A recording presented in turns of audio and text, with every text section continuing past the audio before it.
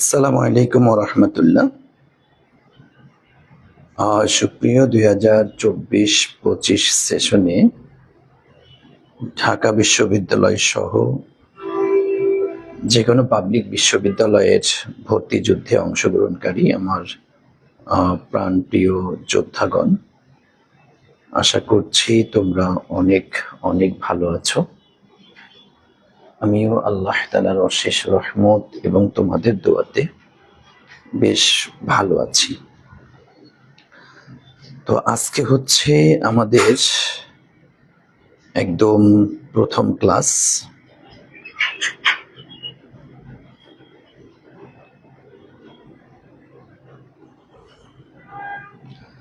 শুরুতেই তোমরা একটু আমাকে জানিয়ে দাও তোমরা ঠিকঠাক মতো শুনতে পাচ্ছ কিনা।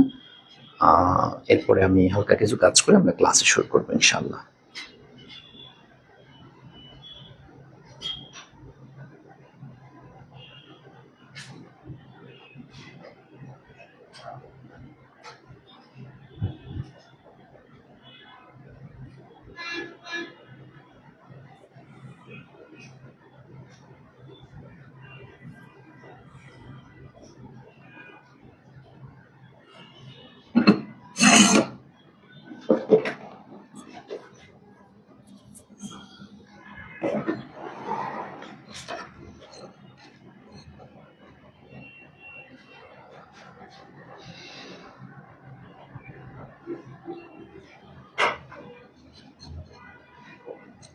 আচ্ছা, থ্যাংক ইউ সো মাচ। তোমরা সবাই জানিয়েছো অল ক্লিয়ার রয়েছে, মাশাআল্লাহ, আলহামদুলিল্লাহ, যে আমরা সবকিছু ক্লিয়ার করেই ক্লাসে প্রবেশ করতে পেরেছি।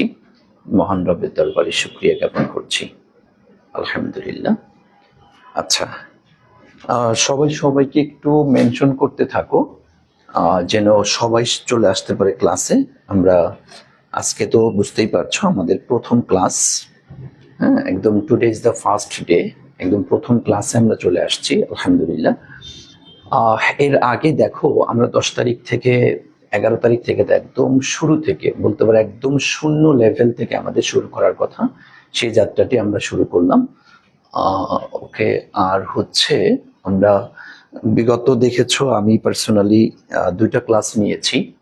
2টা ক্লাসে আমি চেষ্টা করেছি তোমাদের এমসিকিউ যে 5 বছরের কোশ্চেন্স আমি সেটা বিশ্লেষণ করেছি। আর হচ্ছে রবিন স্যার তোমাদের রিটেনটার উপরে বেশ একটা ধারণা দিয়েছে আশা করি। এরপরে হচ্ছে আমরা রিটেনের জন্য তোমাদের একটা ফাইনালি একটা শীট তোমাদেরকে দিয়ে দিব। তোমরা তো ওখানে দেখেছো যে রিটেনের 2টি আইটেমের কোশ্চেন্স এসে থাকে, একটা হচ্ছে ইনকারেক্ট থেকে কারেক্ট, আর একটা হচ্ছে ট্রান্সলেশন। এই 2টা ক্যাটাগরির কোশ্চেন হয়ে থাকে।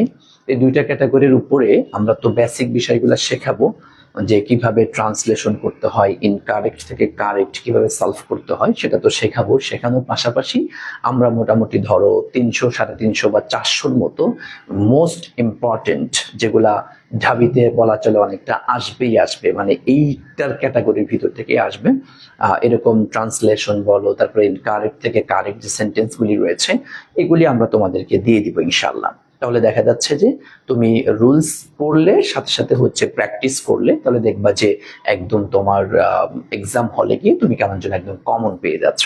মানে বেসিক্যালি আমার মূল থিমটা থাকে বা আমাদের বিজনেস স্কোয়াডের সকলের থিমটা হচ্ছে আমরা আমাদের স্টুডেন্টদেরকে যেন একদম সর্বাধিক কমন ফালাইতে পারি, কেমন যেন ওর কাছে এক্সাম হলটা মনে হবে ওর পড়ার টেবিল, এমন যেন মনে হয়, সেই সিস্টেমেটিক ওয়েতে আমরা পড়ানোর চেষ্টা করি। থ্যাংক ইউ সো মাচ, আলহামদুলিল্লাহ, তোমরা সবাই চলে আসছো। এখন আরেকটি কথা তোমাদেরকে বলি, আজকে দেখতেই পাচ্ছ টুডেস টপিক হচ্ছে sentence, kinds of sentence, parts of sentence, subject, object, complement এবং এক্সটেনশন।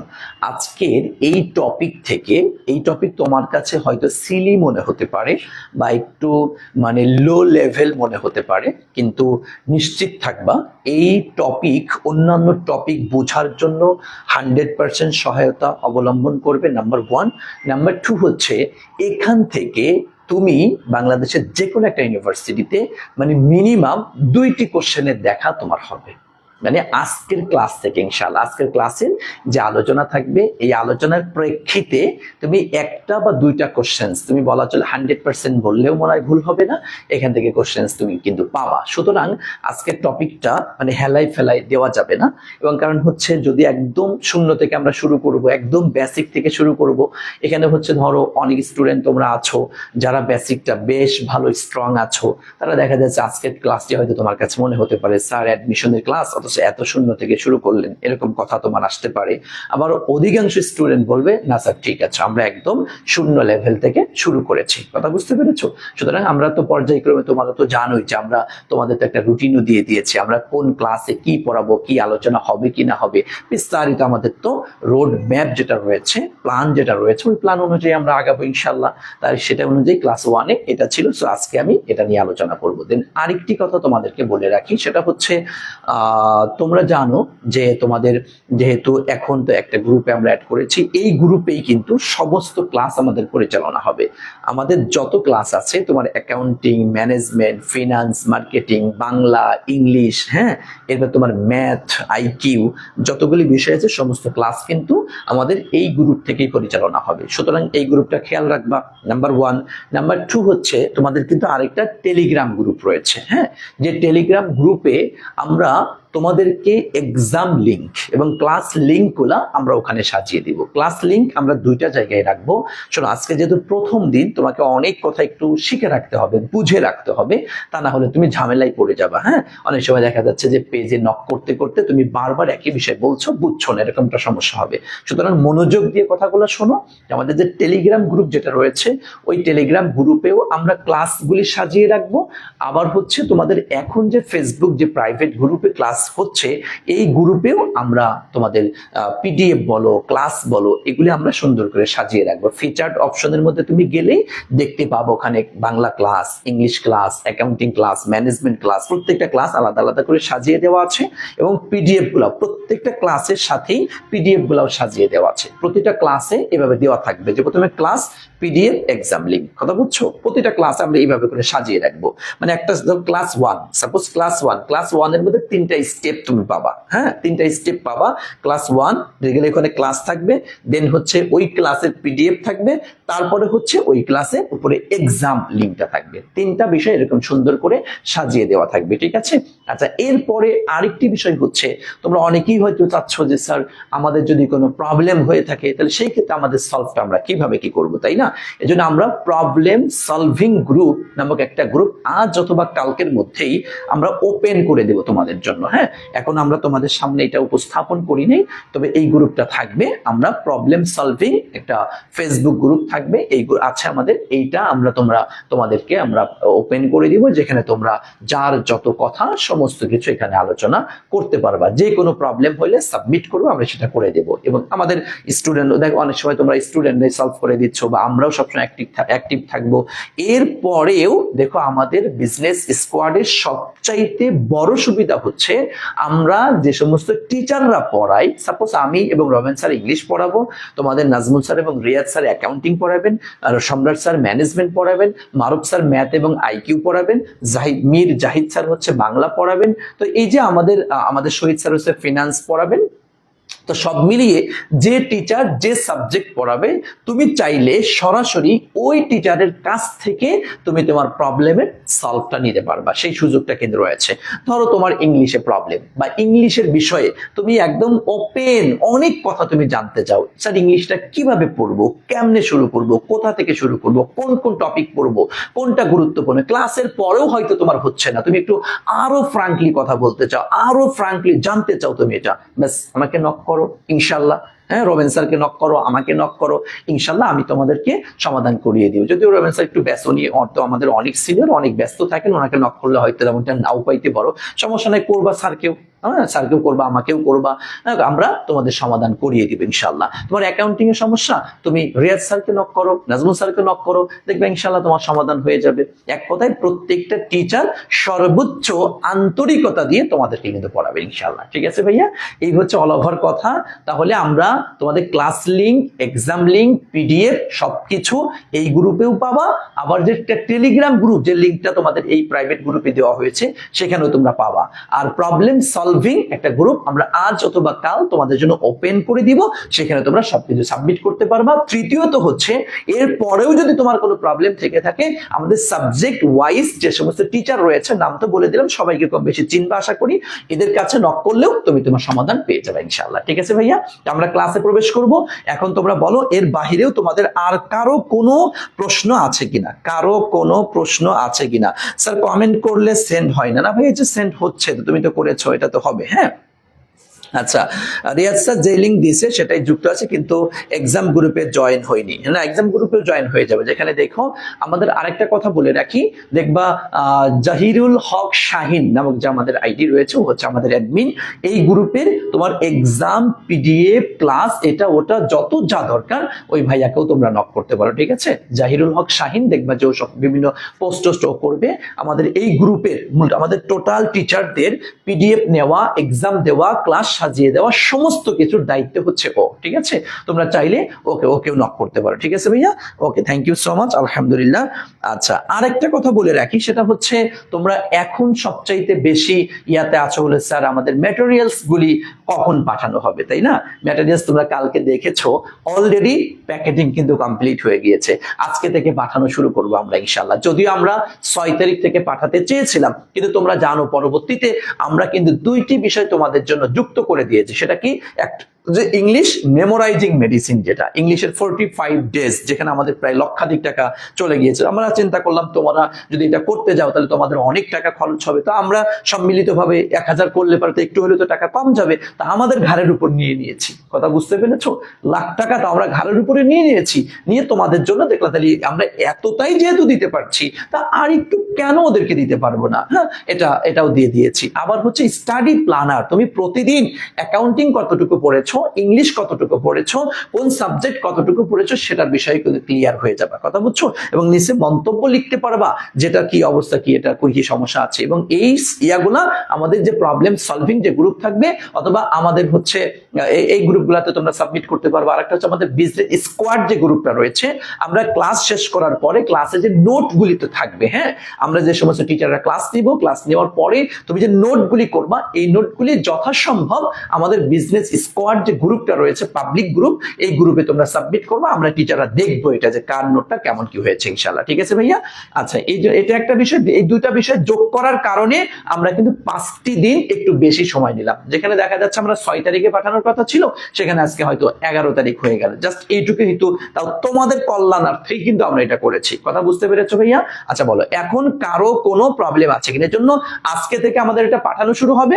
আল্লাহ চাহে তো তুমি হয়তো কেউ হয়তো কালকে পেয়ে যাবা, কেউ হয়তো পরশু পেয়ে যাবা, অথবা সর্বোচ্চ ধরো একসাথে তো এখন 1000 কপি পাঠানোর যে একটা বিষয়, একটু হয়তো তুমি আর 2টা 3টা দিন 4টা দিন হয়তো লেট হতে পারে। তোমরা সর্বোচ্চ 15 তারিখ পর্যন্ত ওয়েট করবা। 15 তারিখের মধ্যেও যদি তোমার হাতে বা তোমার কাছে যে ফোনটা না যায়, এবং তোমাদের দেখো আর একটা সুবিধা করে দিয়েছে, সেটা কি? একদম হোম ডেলিভারি, মানে তোমার বাসায় দিয়ে আসবে। তুমি যেখানেই থাকো না কেন, প্রত্যন্ত অঞ্চলে থাকলেও, মানে যদি যাওয়া সম্ভব হয়, একটা সাইকেল, একটা বাইসাইকেল অন্তত যাওয়া যদি সম্ভব হয়, তোমার ওখানে তোমার ওই বাড়িতে পাঠিয়ে দিবে। বুঝতে পেরেছো? মানে আমরা কিন্তু এগুলা বলি নাই, কারণ বিজনেস স্কোয়াড যা বলবে তার চেয়ে বেশি দেওয়ার চেষ্টা করি। Study planner, English memorising part দেওয়ার কথা ছিল না, আমরা না দিলে আমাদের এখানে ভাইয়া মিনিমাম 2 লক্ষ টাকা বেঁচে যেত। মিনিমাম, তুমি বুঝো, তোমার কাছে হয়তো ভাইয়া 300 টাকা, কিন্তু আমাদের কাছে প্রায় 2-3 লক্ষ টাকা বেঁচে যেত। তা আমরা করি নাই, তোমাদের কল্যাণার্থে দিয়ে দিয়েছি। এক, দ্বিতীয়ত হচ্ছে তোমরা যদি কুরিয়ারটা ওই উপজেলা থেকে যদি আনতে চাইতা, অনেক দূর থেকে আনতে গেলে তোমাদের ভাড়া লাগতো, মিনিমাম 150-200 টাকা ভাড়া লাগতো, একদিন যাতায়াতে সময় নষ্ট হইতো, মানে এনার্জি খরচ হইতো।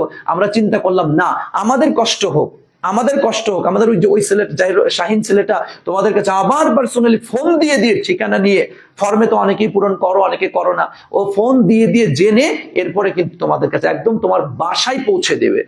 এগুলি কিন্তু আমরা দিচ্ছি ইনশাআল্লাহ। ঠিক আছে ভাইয়া, আর কোনো প্রশ্ন থাকলে বলো, না হলে আমরা ইয়াতে যাবো। হ্যাঁ স্যার, বাসায় কি কয়টা গ্রুপ, কি গ্রুপ, সব একটা পোস্টে বলে দিব। জি জি হ্যাঁ, আমাদের রিয়াজ স্যার বলেছেন আমাদের, এমনিতে আমি বললাম ক্লাস হচ্ছে আমাদের কয়টা গ্রুপ থাকবে, কোন গ্রুপের কাজ কি, আমরা লিংক দিয়ে উপরে বলে দিব যে এই গ্রুপের কাজ এটা, এই গ্রুপের কাজ এটা, এই গ্রুপের কাজ এটা, আমরা ক্লিয়ার করে বলে দিব। ঠিক আছে ভাইয়া, থ্যাংক ইউ সো মাচ, বুঝতে পেরেছ? ওকে, আর কারো কোনো প্রশ্ন? আর কারো কোনো প্রশ্ন আশা করছি নাই। আমরা এখন ক্লাসে চলে যাবো ইনশাআল্লাহ। ঠিক আছে ভাইয়া, আমরা ক্লাসে চলে যাব। এরপরে হচ্ছে তোমাদের অনেকের অনেক রকমের প্রশ্ন থাকতে পারে, স্যার এই সাবজেক্টটি কিভাবে পড়বো, এইটা কিভাবে করব, এইটা কিভাবে করব, বিভিন্ন রকমের কথা থাকবে, তাই না? এই জন্য অল ওভার আমরা টিচাররা মাঝে মধ্যেই লাইভে আসবো, এসে তোমাদের সাথে মানে আড্ডা দিব, কথা বলবো, তুমি ফ্রাঙ্কলি আমাদের সাথে কথা বলবা, তোমাদের সাথে আমাদের জুম সেশন হবে, বুঝতে পেরেছো? এগুলো আমরা আগেই বলছি না ভাইয়া, তুমি এতটুকু তোমাদেরকে বলছি, বিজনেস স্কোয়াডের প্রতি আস্থা রেখে ভর্তি হয়েছো, সর্বোচ্চ আন্তরিকতা পাবা, এটা নিশ্চিত থাকতে পারো। কোনো প্রবলেম হলে, আর আমরা তো 1 to 1 কানেক্ট থাকবো তোমাদের সাথে। ঠিক আছে, যে কোনো সমস্যা আমাদের যে কোনো টিচারকে তুমি নক করে সমাধান নিয়ে নিতে পারো। ঠিক আছে ভাইয়া, ওকে, থ্যাংক ইউ সো মাচ, আলহামদুলিল্লাহ। আর কোনো প্রশ্ন আশা করছি নাই। আর কোনো প্রশ্ন? স্যার আমাদের কি ডেলিভারি চার্জ আছে? না ভাইয়া, না না না, ডেলিভারি চার্জ বলতে কোনো শব্দ তোমাদেরকে দিতে হবে না। ঠিক আছে, ওকে। আর কারো কোনো প্রশ্ন? আশা করছি নাই, আশা করছি নাই নাই নাই নাই। চলো তাহলে আমরা এখন ক্লাসে চলে। আর কারো কোনো প্রশ্ন আছে? আচ্ছা স্যার, এই পর্যন্ত 2বার কল পাইছি, এটাই ভালোবাসা। জি থ্যাংক ইউ সো মাচ। সবাই পাবেন, কম বেশি কল পাবেন, খোঁজ খবর নিব, হ্যাঁ, এরকমটা জুম সেশন হবে, বিভিন্ন ইয়ার মাধ্যমে আমরা একটা চাপের মাধ্যমে রাখার চেষ্টা করবো, তোমরা জন্য সর্বোচ্চ চান্স নিশ্চিত জন্য আমরা করতে পারি। তোমরা জানো গত বছর আমাদের প্রতি 3 জনে 1জন চান্স পেয়েছিল, হ্যাঁ, আমরা এই বছরও সেই বিষয়টা অব্যাহত রাখার জন্য সর্বোচ্চ চেষ্টা চালিয়ে যাবো। ঠিক আছে, ওকে, থ্যাংক ইউ সো মাচ, আলহামদুলিল্লাহ। কোনো প্রশ্ন? চলেন আমরা এখন তাহলে চলে যাচ্ছি আমাদের যে আলোচনা, সেই আলোচনাতে চলে যাচ্ছি। ধরো এই যে তুমি ব্যক্তি, তুমি মাত্র জন্মগ্রহণ করেছো, আমি তোমাকে একদম জন্মগ্রহণ করা থেকে শুরু করেছি, হ্যাঁ, আমরা ক্লাসে, এই দেখো তুমি কান্না করো, আবার একটু খেয়াল করে দেখো, তুমি কান্না করছো, এই মাত্র তুমি জন্মগ্রহণ করলে, মাত্র মাত্র তুমি সদ্য ভূমিষ্ঠ হইলা, তাই না? সদ্য ভূমিষ্ঠ হইলা, এরপর তুমি কি করেছো? এই যে কান্নাটা যে করেছো, এই দেখো একটু খেয়াল করে, এই যে কান্নাটা আসছে, এই কান্নাটাই হচ্ছে তোমার কি বলো তো ভাইয়া, ল্যাঙ্গুয়েজ তথা ভাষা। একটু খেয়াল করে দেখো, এই কান্নাটাই হচ্ছে তোমার ল্যাঙ্গুয়েজ তথা ভাষা। এখন প্রশ্ন, ভাষাটা কি? আচ্ছা দেখো, তোমার জন্মগ্রহণ করা থেকে শুরু করেছি, ভাষা হচ্ছে মনের ভাব প্রকাশ করার জন্য বাকযন্ত্রের সাহায্যে আমরা যে সমস্ত অর্থবোধক ধ্বনি বা ধ্বনি সমষ্টি ব্যবহার করি, তার নামই হচ্ছে ল্যাঙ্গুয়েজ বা ভাষা, তাই না ভাইয়া? তারপরে দেখো, একটা বাচ্চা কান্নার মাধ্যমে তার মনের ভাবটা তার আব্বুকে বোঝানোর চেষ্টা করে, সুতরাং কান্না হচ্ছে তার ভাষা। তদ্রুপ ভাবে দেখো, একটা পাখি অনেক সময় দেখবে কুহু কুহু ডাকের মাধ্যমে, কা কা ডাকের মাধ্যমে সে তার মালিককে, সে তার মনিবকে বা অন্য কাউকে কিছু একটা বোঝানোর চেষ্টা করে। তথা একটা প্রাণী তার যে সুরের মাধ্যমে, যে অঙ্গ ভঙ্গিমার মাধ্যমে, যে শব্দ চয়নের মাধ্যমে তার মনের ভাবটা বোঝানোর চেষ্টা করে, তার নামই হচ্ছে ল্যাঙ্গুয়েজ। কথা ক্লিয়ার ভাইয়া? স্যার ডিসপ্লে একটু কাঁপবে ভাইয়া, আজকে একটু কাঁপবে, হ্যাঁ, আজকে একটু ডিসপ্লেটা কাঁপবে, হালকা একটু কাঁপবে, আমার একটু এই স্ক্রিনে একটু সমস্যা রয়েছে, ক্যামেরাতে একটু সমস্যা হচ্ছে, আজকের দিনটা একটু হালকা হালকা কাঁপবে, তো মাঝে মধ্যে কাঁপবে, সবসময় না।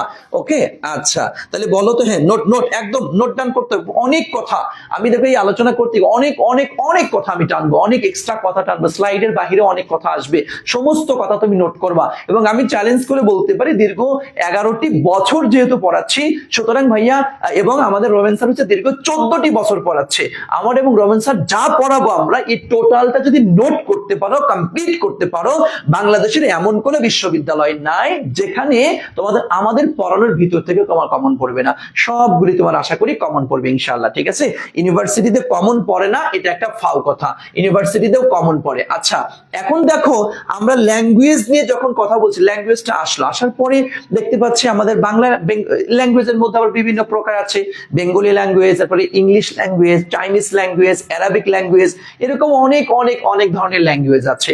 দেন এরপরে কি হয়, এই ল্যাঙ্গুয়েজ দেখো, বাংলা ভাষার মধ্যেই যদি আমরা বলি, আমরা ঢাকাইয়ার একরকম কথা বলি, চিটাগাংওয়ালারা এক রকমের কথা বলি, আমরা ধরো রাজশাহীওয়ালারা এক রকমের কথা বলি, তবে কক্সবাজারওয়ালারা আরেক রকমের কথা বলি, সিলেটিরা আরেক রকমের কথা বলি, এখন বিভিন্ন জন বিভিন্ন রকমের স্টাইলে কথা বলি আমরা, তাই না? Am I right? একটু বলো, এম আই রাইট ভাইয়া?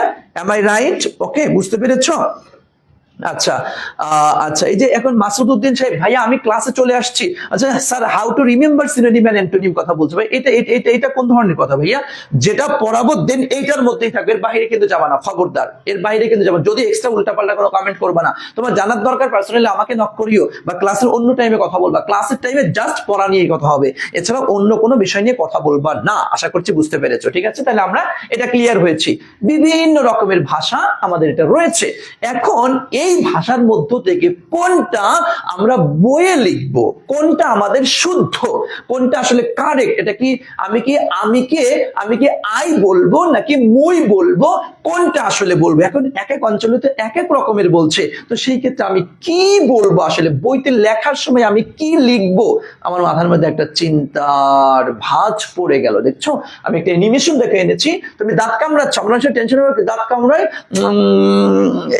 এরকম করতে থাকবে, মানে চিন্তার মধ্যে পড়ে গেলা। তো এই যে চিন্তার মধ্যে পড়ে গেলা, এরপরে তোমার মাথার মধ্যে কিছু বুদ্ধি আসলো, হ্যাঁ এই সমস্ত টেকনিকে, এই সমস্ত রুলের ভিত্তিতে আমি এটাকে একটা একটা কাঠামোতে দাঁড় করাইতে পারি, যে সবসময় নোয়াখালীরা যেরকম আই, হ্যাঁ আমি রে আই বলে, বরিশালেরা মুই বলে, না এইটা এইটা এইটা কম যাইবো না, এইটা যাইবো না, তাহলে কি কম যাইবো, কি বইতে লিখতে হবে, তার কিছু সমাধান একজন দিয়েছেন, তার নাম হচ্ছে গ্রামার। তার নাম কি বলতো ভাইয়া?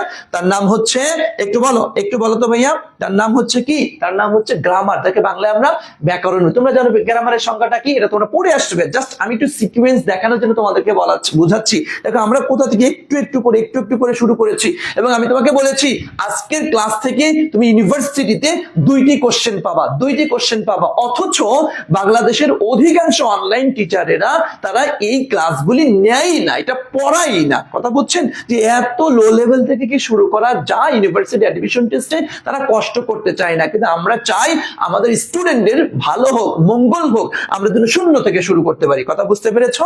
ওকে, তাহলে গ্রামারটা কাকে বলে? আমরা জানি যে পুস্তক বা বই অথবা বিদ্যা পাঠ করলে ভাষাকে শুদ্ধ রূপে লিখতে পড়তে বলতে পারা যায়, তাকে আমরা ব্যাকরণ বলি। এ তোমরা ছোটবেলা থেকে পড়তে হাফেজ হয়ে গিয়েছো ভাই, এ আর এত বেশি দরকার। তাহলে গ্রামার কাকে বলে আমরা খুব ভালো করে জানি। এখন আসো, আমরা তো গ্রামার পড়তে আসি না, আমরা কি আসছি? আমরা গ্রামার থেকে কোন গ্রামার পড়তে আসছি?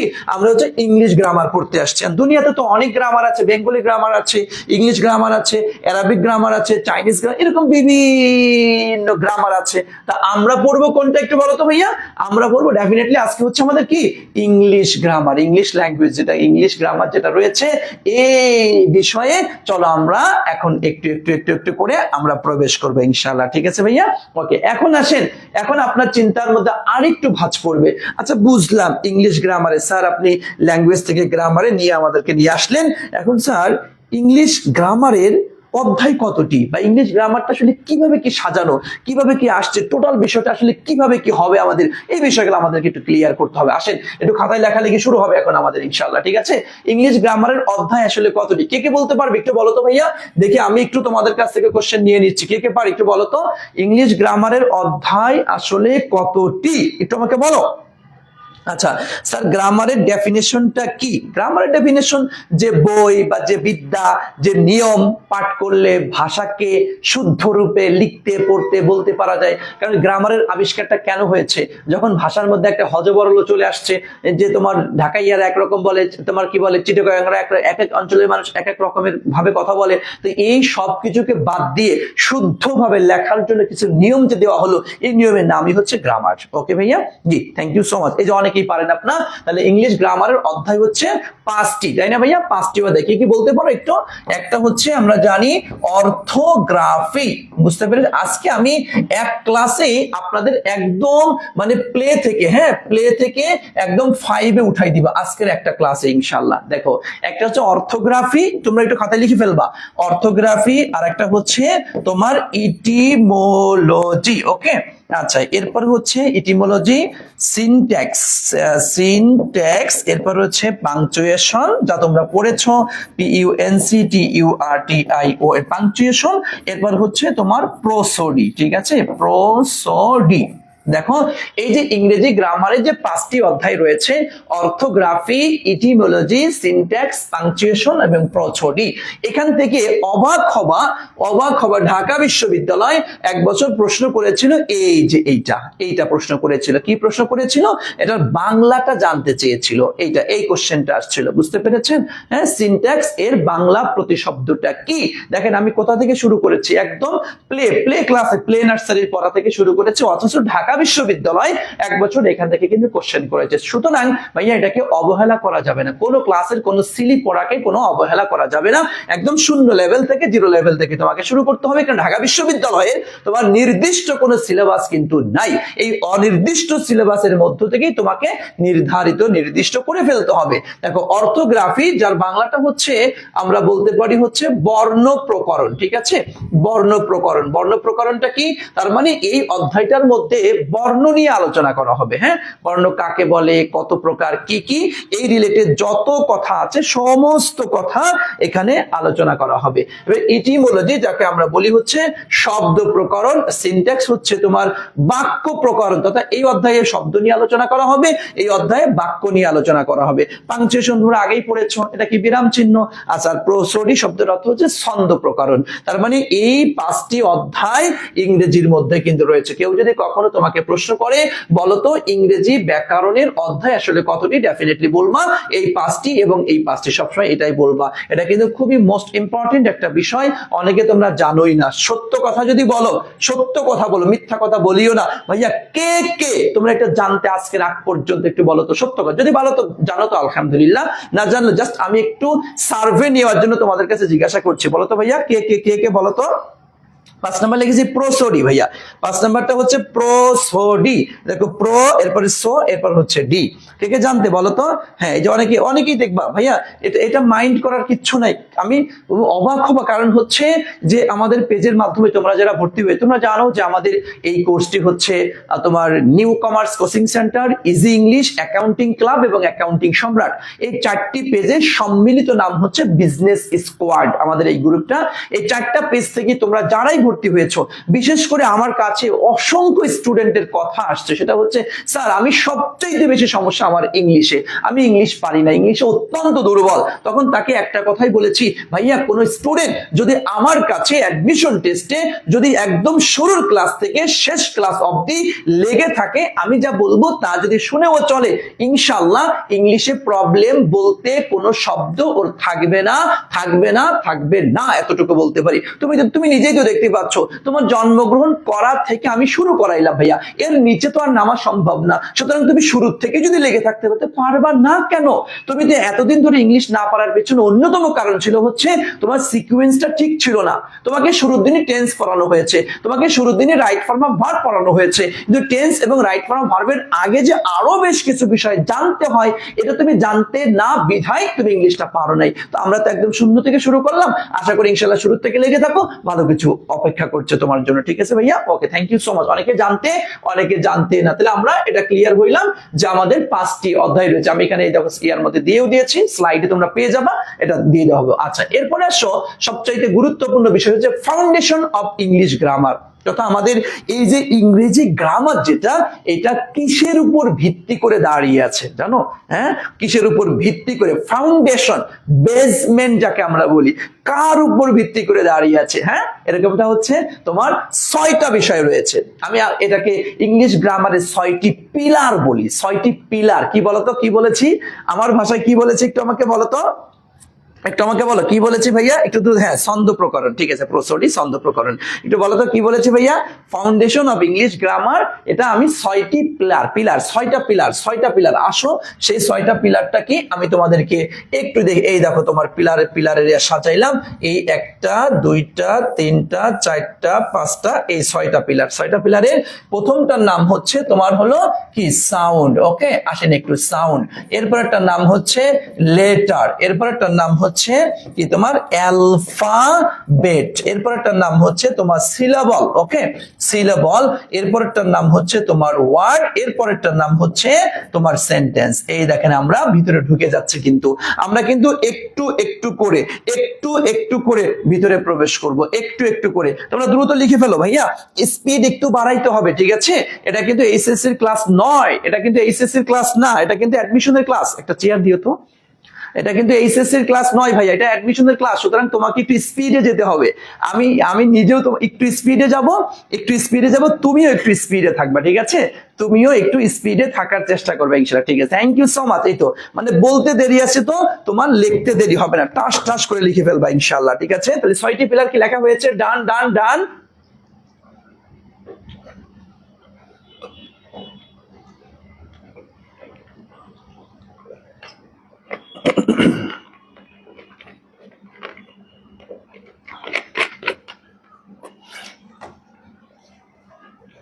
ওকে, থ্যাংক ইউ সো মাচ, আলহামদুলিল্লাহ।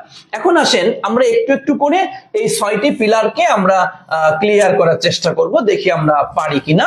খুবই একটু আস্তে আস্তে আমরা যে হ্যাঁ ক্লিয়ার করবো। আসেন দেখেন 6টি পিলারের মধ্যে একটা একটা করে আমরা আসি। প্রথম আসছে আমাদের কি? সাউন্ড। তোমরা জানো সাউন্ড শব্দের অর্থ হচ্ছে তোমার ধ্বনি। আচ্ছা, ধ্বনি আমরা কাকে বলি? এই যে বাকযন্ত্রের সাহায্যে আমরা যে আওয়াজ করছি, আমরা যে কথা বলছি, হ্যাঁ, এই যে ধরো যে আমি তোমাদের সামনে এই যে কথাগুলো বলছি, এই কথাগুলোকে আমরা কি বলবো? ধ্বনি বলবো, তাই না? সাউন্ড বা ধ্বনি। ওকে, হয়ে গেল, শেষ। এটা মরিয়া তো ইয়া করার কিচ্ছু নাই। তাইলে আমরা কি বললাম? এই যে আমি যখন বলছি, ধরো ABCD যখন আমি বলছি, তখন এটার নাম হচ্ছে তোমার সাউন্ড বা ধ্বনি। তুমি একটু লিখে রাখতে পারো যেটা হচ্ছে তোমার শ্রুতিগ্রাহ্য। একটু লিখে রাখো তো কথাটা। এটা হচ্ছে সাউন্ড হচ্ছে তোমার শ্রুতিগ্রাহ্য, ঠিক আছে? শ্রুতিগ্রাহ্য মানে কি? যেটা শোনা যাবে, ঠিক আছে ভাইয়া? যেটা শোনা যাবে, দেখা যাবে না। এই যে আমি যে কথা বলছি, এগুলা কি তোমরা শুনতে পাচ্ছ না দেখতে পাচ্ছ? ডেফিনেটলি উত্তরটা হবে তুমি কি শুনতে পাচ্ছ। সাউন্ডটা হচ্ছে শ্রুতিগ্রাহ্য। ওকে ভাইয়া, ক্লিয়ার? আসেন এরপর চলে আসবো সাউন্ডের পরে কি আসছে আমাদের? লেটার। আসেন একটু, এই যে লেটারের বাংলাটা আমরা কি বলি? লেটার মানে হচ্ছে তোমার বর্ণ। বর্ণ কাকে বলি আমরা সহজ ভাষায় যদি লিখতে পারি, সেটা হচ্ছে ধ্বনির লিখিত রূপ বা তোমার সাউন্ডের লিখিত রূপ। সেই কথাটিও তুমি বলতে পারো, ধ্বনির লিখিত রূপ বা সাউন্ডের লিখিত রূপ। তথা আমি যখন মুখে বলছি ABCDEFG, এটা যখন আমি মুখে বললাম তখন তার নাম হচ্ছে সাউন্ড। আর যখন আমি এরকম একটা আকৃতি দিয়ে দিলাম সাংকেতিক চিহ্নের দ্বারা, হ্যাঁ, এরকম যখন দিয়ে ফেললাম, তখন তাকে বলছি আমরা কি? বলতো কি বলছি? তাকে আমরা লেটার বলছি। ওকে ভাইয়া, আমরা কি সাউন্ড এবং লেটার, ঠিক আছে?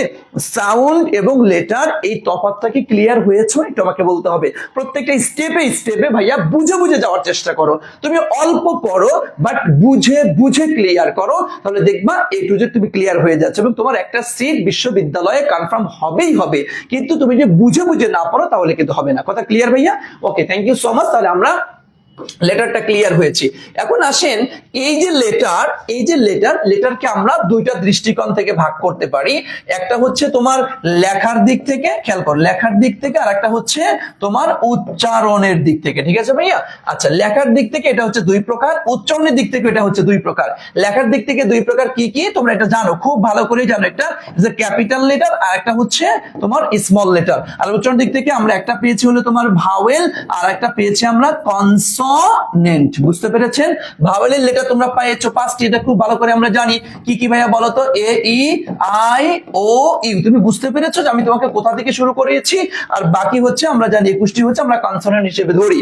এর বাইরে আমরা আরেকটু খেয়াল করব সেমি ভাওয়েল। এগুলো আপনারা সব পারেন, জাস্ট আমি একটু টাস করে বলে যাচ্ছি আর কি, যাতে তোমার সিকোয়েন্সটা ঠিক থাকে।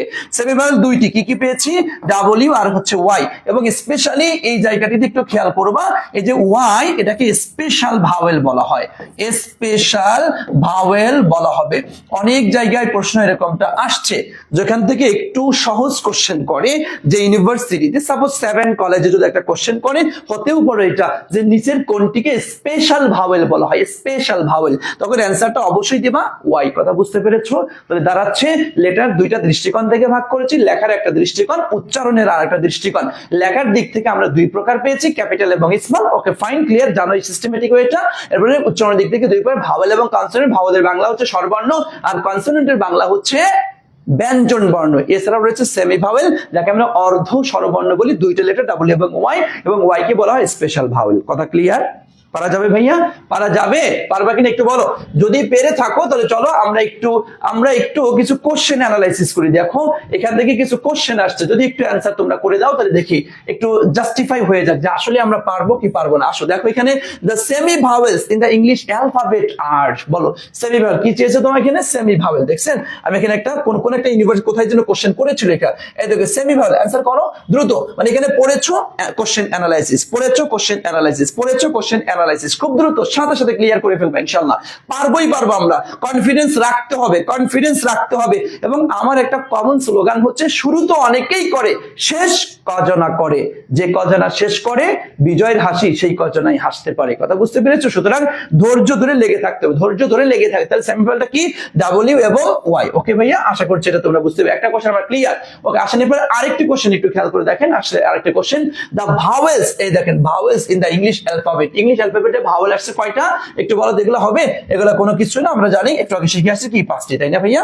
ওকে, থ্যাংক ইউ সো মাচ, আলহামদুলিল্লাহ। এটাও অ্যান্সার করে ফেলেন, এটাও অ্যান্সার করে ফেলেন। এভাবে করে কি ইউনিভার্সিটিতে কোশ্চেন আসবে, এভাবে করেই আসবে, এভাবেই তোমার ভার্সিটির কোশ্চেন গুলি হবে। আমারই কঠিন না রে ভাই, কঠিন না। এই যে বিগত 5 বছরের কোশ্চেন যে অ্যানালাইসিস করাইলাম, হ্যাঁ, যারা একটু ধরাই দিয়েছে, একটু ধরতে পারছো না মোটামুটি। এবং দেখো আমি 10টা ক্লাস নেই, আমি 5টা বা 7টা বা 10টা ক্লাস নেই, এরপরে আবার কোশ্চেন অ্যানালাইসিসে যাবো, এবং আমি তো ক্লাসের মধ্যে এরকম কোশ্চেন অ্যানালাইসিস করাবো। তখন তুমি দেখবা যে ইংলিশ ইকুয়াল টু ফানি নয় ভাইয়া, পানি, পানি মনে হবে ইনশাআল্লাহ। ইংলিশটা অন্তত আমার এবং রবিন স্যারের উপর ছেড়ে দাও ইনশাআল্লাহ। হ্যাঁ, জাস্ট এতটুকু বলবো, যা করাবো যা বুঝাবো শুধু লেগে থেকো, শুধু লেগে থেকো, শুধু লেগে থেকো, যা বলি সেটা করিও, এদিক সেদিক ছোটাছুটি না করে মনোযোগ দিয়ে লেগে থাকো ইনশাআল্লাহ। দেখবে 100তে 100 ইংলিশ ক্লিয়ার হয়ে যাবে। ইংলিশে সমস্যা বলতে কোনো শব্দ আশা করি থাকবে না, থাকবে না, থাকবে না ইনশাআল্লাহ। ঠিক আছে ভাইয়া? দেখো এই দেখো আমি যেটা মুখে বলেছি সব দেখো এখানে এই যে সুন্দর করে স্লাইডে লিখেও দিয়েছে, কয় প্রকার কি আছে কিনা আছে সব আমি ক্লিয়ার করে দিয়েছি। ওকে, থ্যাংক ইউ সো মাচ। আসেন এরপরে তাহলে আমরা এটা চলে আসলাম। এরপরে আসছে কি আমাদের সিলেবল। খেয়াল করে একটু আমরা সিলেবলটা নিয়ে একটু আলোচনা করব। সিলেবল কাকে বলে? আসেন এই দেখেন সিলেবল। সিলেবল, সিলেবলকে যদি সহজে যদি বলি তাহলে তোমার এই যে আমরা বললাম বাবা, দেখো বাবাকে কয়বারে বলেছি? 2 বারে বলেছি, তাই না? 2 বারে বলেছি বাবা, 2 বারে বলেছি। তো সিলেবলটা হচ্ছে একটা শব্দের একবারে আমি যতটুকু ভাঙবো, একটা শব্দের একবারে আমি যতটুকু ভাঙবো, এর নামই হচ্ছে সিলেবল। ওকে ভাইয়া, এটা লিখেছি। এটা একটা শব্দের একবারে যতটুকু উচ্চারণ করা যায় তাকে সিলেবল বা অক্ষর বলে। কথা ক্লিয়ার ভাইয়া? আচ্ছা, সিলেবল দেখো 2 বারে আমি বলি, সুতরাং 2টা অক্ষর রয়েছে এখানে। হ্যাঁ, আচ্ছা, ওকে ক্লিয়ার। তবে এই জায়গাটিতে তোমরা অনেক প্যাচ লাগে, বর্ণ এবং অক্ষরের মধ্যে তোমাদের অনেকের মধ্যে ঝামেলা লাগে। খেয়াল করবা, বর্ণ যেমন দেখো বাবা লিখতে আমি কি এখানে ব, এরপরে দিয়েছি কি তোমার আ, আবার কি দিয়েছি ব, আবার দিয়েছি কি তোমার আ। তো এই যে 4টা হচ্ছে বর্ণ, 4টা হচ্ছে বর্ণ, 2টা হচ্ছে অক্ষর। তথা এটা লিখতে যতগুলি সাংকেতিক চিহ্ন ব্যবহার করা হবে সবগুলিকে বলা হবে হচ্ছে বর্ণ, বর্ণ বা লেটার। আর এটা যে কয়বারে ভাঙবো, যে কয়বারে ভাঙবো ওই কয়েকটা হচ্ছে সিলেবল বা অক্ষর। কথা ক্লিয়ার ভাইয়া? আমি যদি তোমাদেরকে আর একটু যদি একটা এক্সাম্পল যদি একটু দিয়ে রাখি, দেখো একটু খেয়াল করে। সাপোজ আমার নামটা যদি ধরো, বসের নামটাই লিখলাম। এই দেখো আমির যখন লিখছি, এই দেখো ভাইয়া কি আসছে তোমার আ, এরপরে কি আসছে ম, এরপরে কি আসছে রসই, এরপরে কি আসছে র, এটা দেখো আমির। আর যখন বলছি আ, এরপরে কি চলে আসছে তোমার হচ্ছে মি। তো দেখো এই 1 2 3 4, 4টা হচ্ছে তোমার কি বর্ণ, তাই না? 4টা হচ্ছে বর্ণ, আর অক্ষর হচ্ছে কয়টা? 2টা। কথা ক্লিয়ার? বুঝতে পেরেছো? এবার ধরো আমি যে তোমার আরেকটা ছেলে কি রাইহান, একটা ছেলের নাম দিতে পারছি এখানে। দেখো এখানে রাইহান যখন আমি বলছি, দেখো রাইহান কয়টা অক্ষর আসছে? ডেফিনেটলি তোমার কয়টা হলো? 2টা হচ্ছে অক্ষর। আর দেখো 1 2 3 4 5 6, 6টা হচ্ছে বর্ণ। তার মানে একটা শব্দকে আমি যে কয়বারে ভাঙবো ওই কয়টা হচ্ছে সিলেবল তথা অক্ষর। হ্যাঁ, বাংলায় যাকে বলা হয়। আর ওইটা লিখতে যে কয়েকটা সাংকেতিক চিহ্ন ব্যবহার করবো এটা হচ্ছে আমার বর্ণ। বর্ণ এবং অক্ষরের পার্থক্যটা আমরা ক্লিয়ার কিনা একটু বলো। লেটার, লেটার, লেটার, লেটার আর হচ্ছে সিলেবল আমরা ক্লিয়ার কিনা একটু বলো। লেটার এবং সিলেবল, লেটার, লেটার, লেটার এবং সিলেবল আমরা ক্লিয়ার কিনা একটু বলতে হবে ভাইয়া, একটু বলো তো। লেটার এবং সিলেবল, লেটার এবং সিলেবল বাংলায় যাকে বর্ণ এবং অক্ষর বলা হয় সেটা আমরা ক্লিয়ার কি না? দ্রুত বলতে হবে, একটু দ্রুত বলো, একটু দ্রুত বলো। আমরা কি clear? Okay, thank you so much, thank you so much, আলহামদুলিল্লাহ। তাহলে আমরা এটা ক্লিয়ার হয়েছে। এখন আসেন, এই সিলেবল সাহেব 4 প্রকার। এই সিলেবল সাহেব 4 প্রকার। কি কি? একটা হচ্ছে তোমার মোনো, আর একটা হচ্ছে ডাই, আর একটা হচ্ছে ট্রাই, আর একটা হচ্ছে পলি। মোনো শব্দের অর্থই হচ্ছে তোমার 1, ডাই শব্দের অর্থ হচ্ছে 2, ট্রাই শব্দের অর্থ 3, আর পলি শব্দের অর্থ হচ্ছে 3-এর অধিক। বুঝতে পেরেছেন? তো দেখো, মনোসিলেবল অর্থাৎ যার মধ্যে একটা সিলেবল রয়েছে, যেমন আমরা একটা এক্সাম্পল যদি ধরি, তাহলে এখানে কি বললাম, কি বলা যায়, ধরো এখানে দেখো ম্যান, দেখো এখানে একটা সিলেবল ম্যান একবারে বলেছি। ডাইজার মধ্যে 2টা সিলেবল রয়েছে, ধরো আমরা এখানে ফাদার, ওকে ফাদার, দেখো 2টাই, দেখো ফা এরপর দার 2টা বলেছি।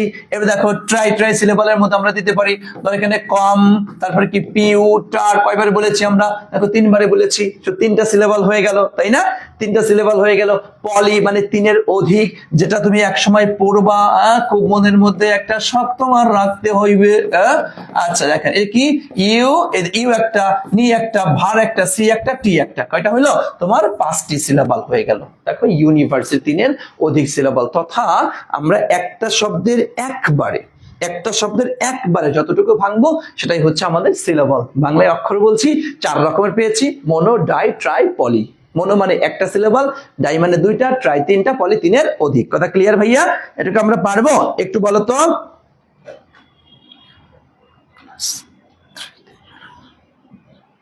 জি ওকে ভাইয়া, ক্লিয়ার, আমরা clear. Okay, thank you so much, আলহামদুলিল্লাহ। তাহলে আমরা সিলেবলটা ক্লিয়ার পেয়েছি। আচ্ছা আসেন, এরপর দেখেন এই যে সিলেবল সম্পর্কে আমি এখানে বিস্তারিত দেখেন বলেও দিয়েছি, এখানে সব এই যে আমি যা পড়াইলাম সব এখানে দেওয়া আছে, আপনারা দেখে নেবেন পরবর্তীতে ইনশাআল্লাহ। আচ্ছা, এরপর আসেন হচ্ছে আমাদের ওয়ার্ড। আমরা জানি ওয়ার্ডটা কি ভাইয়া? আচ্ছা দেখো, ওয়ার্ডটা হচ্ছে আমাদের কি? বর্ণের সমষ্টি। তারপরে আমরা ওয়ার্ড হচ্ছে পাশাপাশি বসে, ধরো আমি এখানে একটা লিখলাম, এই ধরো তোমার আ, এই লিখলাম একটা ম, এই যে একটা বর্ণ, একটা বর্ণ মিলে কি হয়েছে আমাদের? শব্দ, তাই না? শব্দ, যাকে আমরা ইংলিশে বলছি হচ্ছে তোমার ওয়ার্ড। ওকে, শব্দ যাকে আমরা ইংলিশে বলছি ওয়ার্ড, তাই না ভাইয়া? ওকে, আচ্ছা। তবে এখানে একটা কথা মনে রাখতে হবে, সেটা হচ্ছে বর্ণ খালি পাশাপাশি বসলেই কিন্তু হবে না। বর্ণ পাশাপাশি বসলেই কিন্তু তাকে আমরা শব্দ বলে দিব তা কিন্তু না। এখানে ঝামেলা কিন্তু আছে। ঝামেলাটা কি? খেয়াল করো, সেটা হচ্ছে অর্থ হতে হবে, অর্থবোধক। হ্যাঁ, অর্থবোধক হইতে হইবে। কথা বুঝতে পেরেছো? তার মানে পাশাপাশি বসলে, এখানে আমি আরেকটু কথা একটু ক্লিয়ার করে দিই তোমাদেরকে। এটা হচ্ছে ওয়ার্ড এবং অ্যালফাবেট, এই 2টার মধ্যে তোমাদের একটু প্যাচ লাগতে পারে। একটা হচ্ছে তোমার ওয়ার্ড, আর একটা হচ্ছে অ্যালফাবেট। এই 2টার মধ্যে খুব প্যাচ লাগে, এবং ইউনিভার্সিটিতে এখান থেকে কোশ্চেন, বিশেষ করে বাংলা বেজ কোশ্চেন অনেক আসে এই ওয়ার্ড এবং অ্যালফাবেট রিলেটেড। সেটা হচ্ছে দেখো, এটা কি? অর্থবোধক বর্ণের সমষ্টি, তাই না? অর্থবোধক বর্ণের সমষ্টি, ঠিক আছে ভাইয়া? অর্থবোধক বর্ণের সমষ্টি। আর অ্যালফাবেট মানে কি? শুধু বর্ণের সমষ্টি। হ্যাঁ, শুধু বর্ণের সমষ্টি। আমরা যদি একটু এক্সাম্পল দিয়ে রাখি, সেটা হচ্ছে ধরো আমি এখানে লিখলাম, একটু খেয়াল করে দেখো, আ আর হচ্ছে মা, দেখো এটার কি অর্থ আছে? আমি যদি লিখি ম আর আ, দেখো এটার কি অর্থ আছে? নাই। এটার অর্থ আছে, তাই আমি এটাকে কি বলবো বলো তো? আমকে কি বলবো? আর ম আ, এটার কি অর্থ নেই, তাহলে এটাকে কি বলবো? তোমরা একটু বলে দাও। তোমরা আমাকে একটু বলে দাও। রুমি ইসলাম স্যার, একটু ধীরে পড়ান। ও আচ্ছা ভাই, ঠিক আছে। এখন ধীরে, শোনো, একটা ইউনিভার্সিটি অ্যাডমিশন টেস্টের ক্লাস এত একটু স্পিডে যাওয়াটা ভালো, ঠিক আছে? তুমি বলেছো, ওকে ফাইন, আমি একটু স্লো, তবে বেশি স্লো যাওয়া যাবে না, এটা ইন্টারমিডিয়েটের ক্লাস না ভাইয়া। তোমাকে একটু স্পিডে নিজের গতিটাকেও বাড়াইতে হবে একটু, ঠিক আছে? আমি হয়তো, ঠিক আছে ওকে, তুমি বলেছো একটু স্লো যাওয়ার চেষ্টা করব, তবে দেখবে যে অনেকে আবার বলবে না স্যার ঠিক আছে, কারণ এগুলো তো তোমার, আমি যেখানে স্লো যাওয়ার দরকার, ভেঙে ধরে পড়ানোর দরকার, সেখানে আবার ওখানে আস্তে ধরে পড়াও। কিন্তু এগুলো তো তোমাদের অধিকাংশ তোমাদের জানা বোঝা। আমাকে একটু সিকুয়েন্সটা ধরানোর জন্য, বা ইংলিশটা কোথা থেকে কিভাবে একটু করে আমরা এই পর্যন্ত আসছি, এটা দেখানোর জন্য জাস্ট আমাকে যেতেই হচ্ছে। আবার এর মধ্যে অনেকে আছে অনেক কিছু জানে না। যেমন দেখো, আজকে এইটুকু পড়ার ভিতরেই অনেকে অনেক কিছু আছো তুমি জানো না।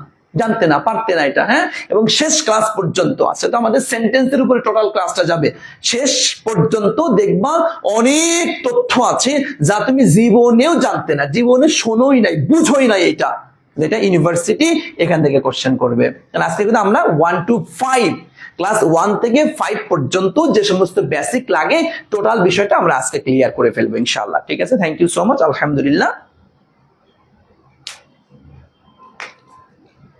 ওকে, থ্যাংক ইউ সো মাচ, আলহামদুলিল্লাহ, আলহামদুলিল্লাহ। ওকে, তাহলে এটা বুঝতে পেরেছো। আচ্ছা আসেন, তাহলে আমরা ওয়ার্ডের বিষয়টা ক্লিয়ার করেছি। এখন দেখো আমাদের সমাজে বেশ একটা ঝামেলা আছে, এটা কিছু আমেরিকান ওয়ার্ডস, কিছু ব্রিটিশ ওয়ার্ডস, এটা নিয়ে আমাদের প্রচুর পরিমাণে একটা ঝামেলা হয়। আমরা অনেক সময় যে স্যার আমি তো কখনো এই ওয়ার্ডটাও তো দেখি, আবার স্যার এটাও তো দেখি, ডিকশনারিতে তো এটার অর্থ যা ধরে এটার অর্থ তো তাই ধরে, স্যার আমি বুঝলাম না কাহিনী আসলে কি, এই ওয়ার্ডগুলা কোত্থেকে কেমনে কি হয় স্যার, এটা একটু ক্লিয়ার করে একটু বুঝাই দেন, বলে দেন। জি, এই দেখেন সেটা আমি ক্লিয়ার করে বুঝাই দিচ্ছি, বলে একটু খেয়াল করবেন। তার মানে আমাদের সমাজে এই দেখেন আমেরিকান ওয়ার্ডস এবং ব্রিটিশ ওয়ার্ডস দুইটা ক্যাটাগরির ওয়ার্ডই আমাদের সমাজে ব্যবহার আছে। বহুল ব্যবহৃত যে সমস্ত ওয়ার্ডগুলি আমি তোমাদেরকে এখানে নিয়ে আসার চেষ্টা করি, যাকে আমেরিকানরা ম্যাড বলে, ওই জায়গাটিতে ব্রিটিশ ওনারা অ্যাংরি শব্দটি ব্যবহার করে। দ্য মুভি, দেখো মুভির সাথে কি সিনেমা, মুভি তোমরা বলো কিরে, কেউ বলে মুভি, কেউ বলে সিনেমা, কাহিনী কিরে আসলে কোনটা? তার মুভি সিনেমা দুইটাই কারেক্ট, একটা হচ্ছে ব্রিটিশ আর একটা হচ্ছে আমেরিকান। যদি এখন আমেরিকানদের যুগ, সুতরাং আমেরিকানদেরটা আমরা ফলো করে থাকি। দেখো স্টপ, এই স্টপটা নিয়ে আসি, ওকে কুকার, হ্যাঁ কুকার। দেখো ওয়েট, ওকে কর্ন, ওকে। দেখো মুভি, এ বলে ফিল্ম, ওকে। অ্যাপার্টমেন্ট, এ বলে ফ্ল্যাট। স্যার বুঝলাম না, ওরা বলো অ্যাপার্টমেন্টে থাকে, স্যার আমরা তো ফ্ল্যাটে থাকি, হ্যাঁ ওরা অ্যাপার্টমেন্টে থাকে আর আমরা ফ্ল্যাটে থাকি। বেটা দুইটা ঘুরে ফিরে একই কথা আর কি। দেখছো, এইভাবে উইয়ার্ড গার্ডেন, এভাবে করে যতগুলি শব্দ কম বেশি পরীক্ষায় আসার মতো আছে বা যেগুলা কম বেশি লাগবে তোমাদেরকে, আমি সেই বিষয়গুলা এখানে দুটা স্লাইডের মাধ্যমে প্রায় 30টার মতো ওয়ার্ড আমি এখানে নিয়ে আসছি। ঠিক আছে, একটু এসএস দিয়ে রাখো তো, একটু এসএস মারো, হ্যাঁ এখানে একটা এসএস মারো, এসএস রেখে দাও, এসএস যাতে তোমাদের কাজে লাগে একটু ইনশাআল্লাহ। ঠিক আছে, ওকে ওকে, জি জি, এই জন্য ওয়ার্ডের জায়গাটাতে একটু এসএস দিয়ে রাখো, অথবা আমি তো পিডিএফ দিয়ে দেবো, পেয়ে যাবো ওখানে ইনশাআল্লাহ। ঠিক আছে, এই দেখেন 30টা ওয়ার্ড আমরা ক্লিয়ার করে ফেলেছি। ওকে ভাইয়া, done done done done done done, okay thank you so much. আসেন এরপরে তাহলে আমরা ওয়ার্ডে এখন চলে আসেন, এই যে হচ্ছে আমাদের মূল কাহিনী শুরু হচ্ছে এখন। নাম হচ্ছে কি তার? সেন্টেন্স, তাই না? নাম হচ্ছে সেন্টেন্স। আসেন আমরা এখন সেন্টেন্স নিয়ে খেলা শুরু করি, হ্যাঁ সেন্টেন্স নিয়ে খেলা শুরু করি। সেন্টেন্স দেখেন, সেন্টেন্সটা আমরা কি বলতে পারি? দেখো তো আমরা ওয়ার্ড বসায় বসায় বসায় বসায় না সেন্টেন্স গঠন করি, তবে এটা কি অবশ্যই অর্থবোধক হতে হবে। তাহলে আমরা একটু বলতে পারি অর্থবোধক কি শব্দের সমষ্টি, তাই না ভাইয়া? দেখো তো এই কথাটা আমরা বলতে পারি কিনা একটু খেয়াল করো। অর্থবোধক শব্দের সমষ্টি বলা যায় না ভাইয়া? অর্থবোধক শব্দের সমষ্টি, তার মানে শব্দ মিলায় মিলায় মিলায় মিলায় আমরা তাকে সেন্টেন্স বলছি। আচ্ছা, তার মানে অর্থবোধক শব্দের সমষ্টি। আচ্ছা, এটা একটা কথা বলা যেত। ওকে ওকে, এখন আসো আমি তোমাদেরকে যে 6টি পিলার শিখাইলাম, একটু মনোযোগ দিয়ে খেয়াল করার চেষ্টা করো। দেখো আমি মুখে যখন বলেছি নাম ছিল কি? সাউন্ড। যখন এটা লিখেছি তখন এটা হয়ে গিয়েছে লেটার। খেয়াল করো, তখন এটা হয়ে গিয়েছে লেটার। লেটারকে একসাথে এনে লেটার বসায় বসায় দুইটা জিনিস হয়েছে, একটা হয়েছে তোমার হলো ওয়ার্ড আর একটা হয়েছে তোমার অ্যালফাবেট, তাই না? খেয়াল করো, মিলাও একটু দেখো, অ্যালফাবেট এটার অর্থ আছে, এটার অর্থ নাই। আচ্ছা, এরপরে এই ওয়ার্ডের ভিতর থেকে, হ্যাঁ একটা শব্দের একবারে যতটুকু উচ্চারণ করা যায় তাকে আমরা বলেছিলাম সিলেবল, তাই না ভাইয়া? তাকে বলেছিলাম সিলেবল। আচ্ছা, এই ওয়ার্ড মিলায় মিলায় হয়েছে আমাদের সেন্টেন্স। দেখো তো এই সিকোয়েন্সটা কি বুঝতে পেরেছো তুমি? এই সিকোয়েন্সটা কি তুমি ধরতে পেরেছো? একটু আমাকে বলো। দেখো সাউন্ড, দেখো তো ভাইয়া একটু খেয়াল করে এই সিকোয়েন্সটা কি মনে থাকবে তোমার? আমি মুখে বললাম A B C D E F G, মুখে বলেছি সাউন্ড, লিখলাম লেটার, লেটার পাশাপাশি বসায়া হয়ে গেল ওয়ার্ড যদি অর্থ হয়, না হইলে অ্যালফাবেট, আর ওয়ার্ডের ভাঙা ভাঙা অংশের নাম হচ্ছে সিলেবল। ওয়ার্ড দিয়ে হয় সেন্টেন্স। ক্লিয়ার? পারবা ভাইয়া? পারা যাবে? Okay, thank you so much, আলহামদুলিল্লাহ আলহামদুলিল্লাহ। আমরা clear clear clear clear clear, okay thank you so much, আলহামদুলিল্লাহ। আমরা সেন্টেন্সটা ক্লিয়ার। এখন আসেন, এই দেখেন আরেকটু কথা লিখেছি, এই যে সেন্টেন্সের আরেকটু ইউনিভার্সিটি লেভেলের কিছু সংজ্ঞা, সেটা কি? এক বা একাধিক ক্লজ নিয়ে সেন্টেন্স গঠিত হয়। কি নিয়ে বলতো ভাইয়া? এক বা এই দেখো একটা হতে পারে অথবা একাধিক হতে পারে, খেয়াল করো একটা হতে পারে অথবা একাধিক হতে পারে। কি নিয়ে ভাইয়া বলো তো? ক্লোজ নিয়ে। ক্লোজ নিয়ে। ক্লোজ ক্লোজ মানে কি? ক্লোজ শব্দের অর্থ হচ্ছে বাক্যাংশ, বাক্যের অংশ। মানে এই যে তোমার মাথার মধ্যে একটু ঢুকেছে ক্লোজটা কি, এখন ক্লোজটা কি, ক্লোজটা কি ভাইয়া? ক্লোজের উপরেই রবিনসন একটা ক্লাস নেবেন, শিডিউলে ওনার ক্লাস আছে। ক্লোজের উপরে, ক্লোজ কাকে বলে, কত প্রকার, কি কি, কোত্থেকে আসে, কেমনে আসে, ক্লোজ রিলেটেড বিশাল এক আলোচনা তোমরা দেখছো লেকচারের মধ্যে। দেখো ক্লোজের উপরে একটা ক্লাস রয়েছে, সুতরাং আমি ক্লোজ নিয়ে এত বিস্তারিত বলবো না, জাস্ট এতটুকু শুধু বলবো ক্লোজ শব্দের বাংলাটা হচ্ছে বাক্যাংশ। তার মানে সেন্টেন্সটা যে গঠিত হবে, কথা বুঝো, সেন্টেন্সটা যে গঠিত হবে এক বা একাধিক, একটা ক্লোজ দিয়েও একটা সেন্টেন্স হতে পারে, একাধিক ক্লোজ দিয়েও একটা সেন্টেন্স গঠিত হতে পারে। আচ্ছা আচ্ছা, পারে কিভাবে দেখেন একটু খেয়াল করে। এই দেখো আমি একটা এক্সাম্পল দিয়েছি এখানে, একটু খেয়াল করে দেখো। হ্যাঁ, এই যে Sujon is a good boy, খেয়াল করো কি দিয়েছি, Sujon is a good boy. Okay, এরপর আরেকটি কথা, আরেকটি সংক্ষিপ্ত, একটি সেন্টেন্সে মিনিমাম একটা সাবজেক্ট থাকবে, মিনিমাম একটা সাবজেক্ট থাকবে, আর এটা হচ্ছে ফাইনাইট ভার্ব থাকবে। একটা সাবজেক্ট থাকবে আর একটা কি থাকবে বলতো? ফাইনাইট ভার্ব থাকবে। তথা দেখো এক বা একাধিক, কত খুব মনোযোগ দিয়ে শোনো, খুব মনোযোগ দিয়ে শুনতে হবে তোমাকে এবং নোট করতে হবে এই কথাগুলা। যে সেন্টেন্স তাহলে কি, একটা সাবজেক্ট থাকবে আর একটা ফাইনাইট ভার্ব থাকবে, বা এক বা একাধিক ক্লোজ নিয়ে গঠিত হবে। তোমার এখন প্যাচটা লেগে গিয়েছে, স্যার ক্লোজ না হয় বুঝলাম বাক্যের অংশ, সাবজেক্টটা কি আর ফাইনাইট ভার্বটা কি, এই জায়গাটা তো আমি একটু ঝামেলা লেগে গেল। আসেন, হ্যাঁ আসেন একটু আমরা এখন চলে যাবো, আমরা একটু ফাইনাইট ভার্বটা আসলে কি, আমরা ফাইনাইট ভার্বের বিষয়টা একটু ক্লিয়ার করব, একটু ক্লিয়ার করব। আসেন আমার সাথে একটু আসেন, আমরা ফাইনাইট ভার্বটা আসলে কি সেই জায়গাটা একটু ক্লিয়ার। তার আগে দেখেন আমি একটু, আপনার যেহেতু সাবজেক্ট এবং ফাইনাইট ভার্ব দুইটার কথা আসছে, সাবজেক্ট এবং ফাইনাইট ভার্ব, হ্যাঁ আচ্ছা, ক্লোজ সাবজেক্ট আর ফাইনাইট ভার্ব থাকে, জি জি জি ওকে। দেখেন সাবজেক্ট, আমরা জানি সাবজেক্টটা কি বলেন তো? সাবজেক্ট মানে কি বলি আমরা? কর্তা, তাই না ভাইয়া? কর্তা। আচ্ছা, সাবজেক্ট এবং সাবজেক্ট নরমালি কোথায় বসে বলেন তো? সাবজেক্ট কোথায় বসে ভাইয়া? শুরুতে বসে, তাই না? সাবজেক্টটা হচ্ছে কর্তা, পুরো একটা সেন্টেন্সের, পুরা একটা সেন্টেন্সের মাথা, মূলটাই হচ্ছে আমার সাবজেক্ট। আর সাবজেক্টটা কোথায় বসে? শুরুতে বসে। আর সাবজেক্টে সব সময় লিখে রাখেন একটু, সাবজেক্টে সব সময় সাবজেক্টিভ যে ফর্ম রয়েছে, পার্সোনাল প্রোনাউনের যে শব্দটি তোমরা পড়ে আসছো, I, me, my, mine, myself, we, us, our, ours, ourselves, মনে পড়ে না? ইন্টারমিডিয়েটে পড়েছিল বা ক্লাস 10এও পড়েছিল। এই সাবজেক্টের জায়গায় সব সময় সাবজেক্টিভ ফর্মটা বসাতে হয়। আসেন কিভাবে, আমি আপনাদেরকে একটু এক্সাম্পল এবং ইউনিভার্সিটির একটা কোশ্চেন এনেই তোমাদেরকে দেখাই দিব। দেখো একটু খেয়াল করে, এই দেখো ইউনিভার্সিটিতে সেম এই কোশ্চেনটি আসছিল। এই দেখো me him is going to the store. দেখো এখন ভাইয়া এই দেখো ভার্বের জায়গা, তাই না? এটা তো ভার্ব, এটা তো আমরা ক্লিয়ার বুঝি, তাই না? এটা তো ভার্ব। তাহলে এখন এই যে ভার্বের আগের যে অংশটুকু আসছে, এই অংশটুকু ডেফিনেটলি কি হবে ভাইয়া বলো তো? সাবজেক্ট হবে, তাই না? আর সাবজেক্টের জায়গায় কোন ফর্মটা বসাতে হয় বলেন একটু? কোনটা সাবজেক্টিভ ফর্ম বসাতে হয়। এখন আপনি নিচে খুঁজে দেখেন তো সাবজেক্টিভ ফর্ম কোথায় আসছে, এখানে সাবজেক্টিভ ফর্ম কি আছে? নাই, সো আমরা এটা নিতে পারছি না। এ দেখেন হিম এন্ড আই, এটা ছিল কিন্তু এটা তো নাই, সো নিতে পারছি না। এ দেখেন মি এন্ড হি, এটা ঠিক আছে কিন্তু এটা তো নাই, সো নিতে পারছি না। দেখেন হি এন্ড আই, দেখেন তো এই যে সাবজেক্ট, এই যে সাবজেক্ট, এই যে are going to the store. বুঝতে পেরেছেন? সো এইভাবে আপনাকে আমি দেখো ইউনিভার্সিটির কোশ্চেন, মানে তুমি বেসিক করো, কোশ্চেন অ্যানালাইসিস করো, বেসিক করো, কোশ্চেন অ্যানালাইসিস করো, ব্যাস ক্লিয়ার। মানে একটা টপিককে জাস্ট মাথার মধ্যে ঢুকাও, জাস্ট মাথার মধ্যে সেট আপ করো, মাথার মধ্যে সেট আপ করো ভাইয়া, মাথার মধ্যে সেট আপ করে নাও। ওভাবে গতানুগতিক ধারা যে তুমি মুখস্থ করো, সাবজেক্ট মানে এটা, সাবজেক্ট সাবজেক্ট সাবজেক্ট মানে এটা, সাবজেক্ট মানে সাবজেক্ট, বেটা এটা ইউনিভার্সিটি অ্যাডমিশন টেস্ট, এটা ইন্টারমিডিয়েট না, এটা এসএসসি না। একদম দুমাইয়া ফাটাই একদম বই দেখে দেখে মুখস্থ করে ফেলে। হ্যাঁ, কর্তা যে ব্যক্তি, সাবজেক্ট যে ব্যক্তি বাক্যের কাজ করে সম্পন্ন করে তাকে সাবজেক্ট, যে ব্যক্তি, কথা বুঝছো? এটা করা যাবে না। মানে তোমাকে কিছু থিমের মাধ্যমে, কিছু চিত্রকল্পের মাধ্যমে জাস্ট একটা টপিককে মাথায় গাঁথো, মাথায় গাঁথো, গেঁথে নাও, ব্যাস কোশ্চেন অ্যানালাইসিস। চলো কোশ্চেন অ্যানালাইসিস, কথা ক্লিয়ার ভাইয়া? আমরা কি সাবজেক্ট রিলেটেড প্রশ্ন আসলে কে কে পারবো একটু বলো তো? এটা কি একটা সেন্টেন্স? গো, গো, হ্যাঁ অবশ্যই গো একটা সেন্টেন্স, অবশ্যই গো একটা সেন্টেন্স। কেন? কারণ গো মানে কি যাও, আসবে, এই আলোচনা করবো ভাইয়া। ওয়েট ওয়েট ওয়েট ওয়েট করবো, ইম্পারেটিভ সেন্টেন্স আলোচনা করবো না, ওইখানে দেখাবো। ওয়েট, একটু ওয়েট করেন, ওকে? ওকে, থ্যাংক ইউ সো মাচ। আশা করছি আপনারা বুঝতে পেরেছেন। তাহলে আমরা সাবজেক্টটা ক্লিয়ার হয়েছে। এখন আসেন এই যে সাবজেক্টটা বুঝে এখন লাগবে কি ফাইনাইট ভার্ব। আগে আসেন এই ভার্বের খেলায় আসেন। হ্যাঁ, ভার্ব, এই যে ভার্ব, ভার্বে কি হবে আসেন একটু।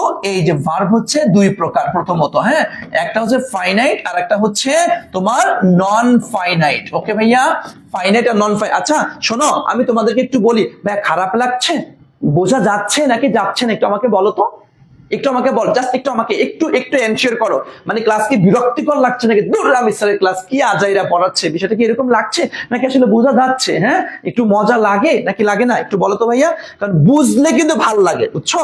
মানে বুঝলে কিন্তু ভাল লাগে। হ্যাঁ, বুঝলে ভাল লাগে, না বুঝলে কিন্তু ভাল লাগে না। তোমরা আসলে বুঝতেছো কিনা সেটা আমাকে একটু বলো। বুঝা যাচ্ছে ভাইয়া? বুঝা যাচ্ছে? Okay, thank you so much, thank you so ভাইয়া। আমাকে আমাকে আমাকে ওই যে ডক্টর ইউনিসের মতো, ডক্টর ইউনিসের কথাগুলো আমার খুব ভালো লাগে। এটা হচ্ছে আমি ভুল হতে আমাকে শুধরে দিবা, তোমরা শুধরে দিবা, স্যার এটা এরকম না এরকম, এরকম না এরকম। মানে আমার সামনে দাঁড়িয়ে কথা বলা যাবে না, আমি এরকম ব্যক্তি নই। কথা clear? Okay, thank you so much, thank you so much. অনেক কিছু ভুলে গেছিলাম, তা শিখেছি। Okay, thank you so much. জি স্যার, আলহামদুলিল্লাহ ভালো লাগছে সব। Okay, thank you. বোঝা যাচ্ছে ক্লাসটা কি মারাত্মক স্যার, বাট মাথা হেভি হয়ে গেছে। আচ্ছা ঠিক আছে, আসো ভাই, একটু কষ্ট তো হবেই, একটু কষ্ট। দেখবা আজকের ক্লাসে তুমি ফার্স্ট টু লাস্ট ক্লিয়ার করো, দেখবা কত তথ্য যে তুমি জানতে পারছো। ভাইয়া ইউনিভার্সিটিতে দুইটা বলেছি যে দুইটা কোশ্চেন আজকের ক্লাস থেকে আসবে, কি আপনি বলেছি? হ্যাঁ, দুইটা কোশ্চেন ইউনিভার্সিটি এখান থেকে করবে। কথা ক্লিয়ার? আসেন, এখন ফাইনাইট ভার্ব আর হচ্ছে নন ফাইনাইট ভার্ব। স্যার এটা আমি বুঝবো কিভাবে, কেমনে আমরা এটা সমাধান করব? আচ্ছা তার আগে তোমাদেরকে একটা বিষয় একটু দেখাই, দেখো তো একটু ভাইয়া। সাপোজ একটা শব্দ আমি যদি বলি, কি কি দিও, তাহলে ডু ডু ডু কে দিলাম। এ দেখো ডু, ডু থেকে আবার আমাদের কি হয়, ডু থেকে ধরো এখানে কি ডাজ হয়, ডাজ থেকে আবার কি এখানে কি ডিড হয়, তারপরে তোমার কি হয় ডান হয়, তারপর তোমার আরো কি যেন হয় টু ডু হয়, এটা আমরা দেখেছি। আবার কি আমরা কখনো কখনো ডুইং এটাও দেখেছি, আবার কখনো কখনো তোমার হ্যাভিং ডান এটাও কিন্তু দেখেছি। এরকম দেখেছো কখনো? তার মানে ডু দেখো এতগুলি ফর্মে আসতে পারে, ডু এতগুলি, হ্যাঁ আচ্ছা মানে এতগুলি ফর্মে আসতে পারে। ভাইয়া নোট তো তুমি এই মুহূর্তে এত সুন্দর সাজিয়ে গুছিয়ে তো নোট করতে পারবা না। আমি তুমি নোট করবা, এই বাবারা লেখো, এটা করো, আমি বসে বসে 3 মিনিট সময় দিব, লাইভে তো সময় ক্লাসের এই 4 ঘন্টা। ভাই তোমার এই মুহূর্তে তো শর্টকাট নোট করতে হবে, এবং এর পরবর্তীতে গিয়ে হচ্ছে এই রেকর্ডটা তোমাকে আবার দেখে ফার্স্ট টু লাস্ট সুন্দর করে মাথা ঠান্ডা ঠান্ডা করে করে এরপরে হচ্ছে তোমাকে নোট করতে হবে। কথা বুঝছেন? এই রানিং অবস্থা লাইভে তো তুমি এত সুন্দর করে সাজিয়ে গুছিয়ে লিখে নোট করার সময় তারা দেওয়া এটা তো সম্ভব না। কথা বুঝো না কেন? হ্যাঁ, ওকে ভাইয়া দেখো, তাহলে এরকম ফর্মগুলো আমরা দেখতে পাই। তাহলে এখন আসো আমি তোমাদেরকে শর্টকাটে যেটা শিখিয়ে দিব সেটা হচ্ছে এই যে ভার্বের যে ফর্মগুলি আমরা দেখতে পাই। দেখো একটু আমি তোমাদেরকে যদি একটু দেখাই দিই, দেখেন এই দেখেন একটু খেয়াল করে, ভার্বের রূপ বা ফর্ম কয়টি ভাইয়া বলো তো? ভার্বের রূপ বা ফর্ম, ঠিক আছে, ভার্বের রূপ বা ফর্ম কয়টি লিখেছে বলো তো? দেখছো কয়টি? 8টি ফর্ম রয়েছে। কি কি ফর্ম? এই দেখেন একটু একটা গ্লান্স একটু দেখে নেন, আপনারা খুব ভালো করে জানেন। এই যে base form, S by S form, present যাকে আমরা ভি1 বলি, পাস্ট যাকে আমরা ভি2 বলি, পাস্ট পার্টিসিপল যাকে আমরা ভি3 বলি, হ্যাঁ, জিরাট অথবা প্রেজেন্ট পার্টিসিপল যাকে আমরা ভি4 নামে ডাকি, ইনফিনিটিভ যাকে আমরা ভি5 নামে ডাকি, পারফেক্ট পার্টিসিপল যাকে আমরা ভি6 কখনো কখনো বলে থাকি। যেমন দেখেন এই যে টেক, বেস ফর্মের টেক, আবার ভি1 হতে টেক, যদিও তোমরা জানো যে বেস ফর্ম এবং ভি1 এর মধ্যে কিছুটা তফাৎ আছে, যদিও অনেকে আবার একই রকম বলে থাকে। হ্যাঁ, যদিও অনেকে একই রকম বলে থাকে। দেখো এরপরে কি এস বাই এস ফর্ম, এ দেখেন ভি2, এ দেখেন ভি3, টেকিং কি ভি জিরান অথবা প্রেজেন্ট পার্টিসিপল, এ দেন to take, having taken. Okay, এই যে ভার্বের যে 8টি ফর্ম রয়েছে ভাইয়া, তোমাকে ফাইনাইট আর নন ফাইনাইট আমি দেখো কত সহজে তোমাকে বুঝাই দিব। এখন তুমি বলো তো ভাইয়া ভার্বের 8টি ফর্ম কি তুমি ক্লিয়ার? একটু বলো, ভার্বের 8টি ফর্ম কি তোমরা ক্লিয়ার? একটু বলো, ভার্বের 8টি ফর্ম কি তোমরা ক্লিয়ার? একটু বলো তো, বলো ভার্বের 8টি ফর্ম কি তোমরা ক্লিয়ার? একটু বলতে হবে, একটু বলতে হবে, একটু বলতে হবে।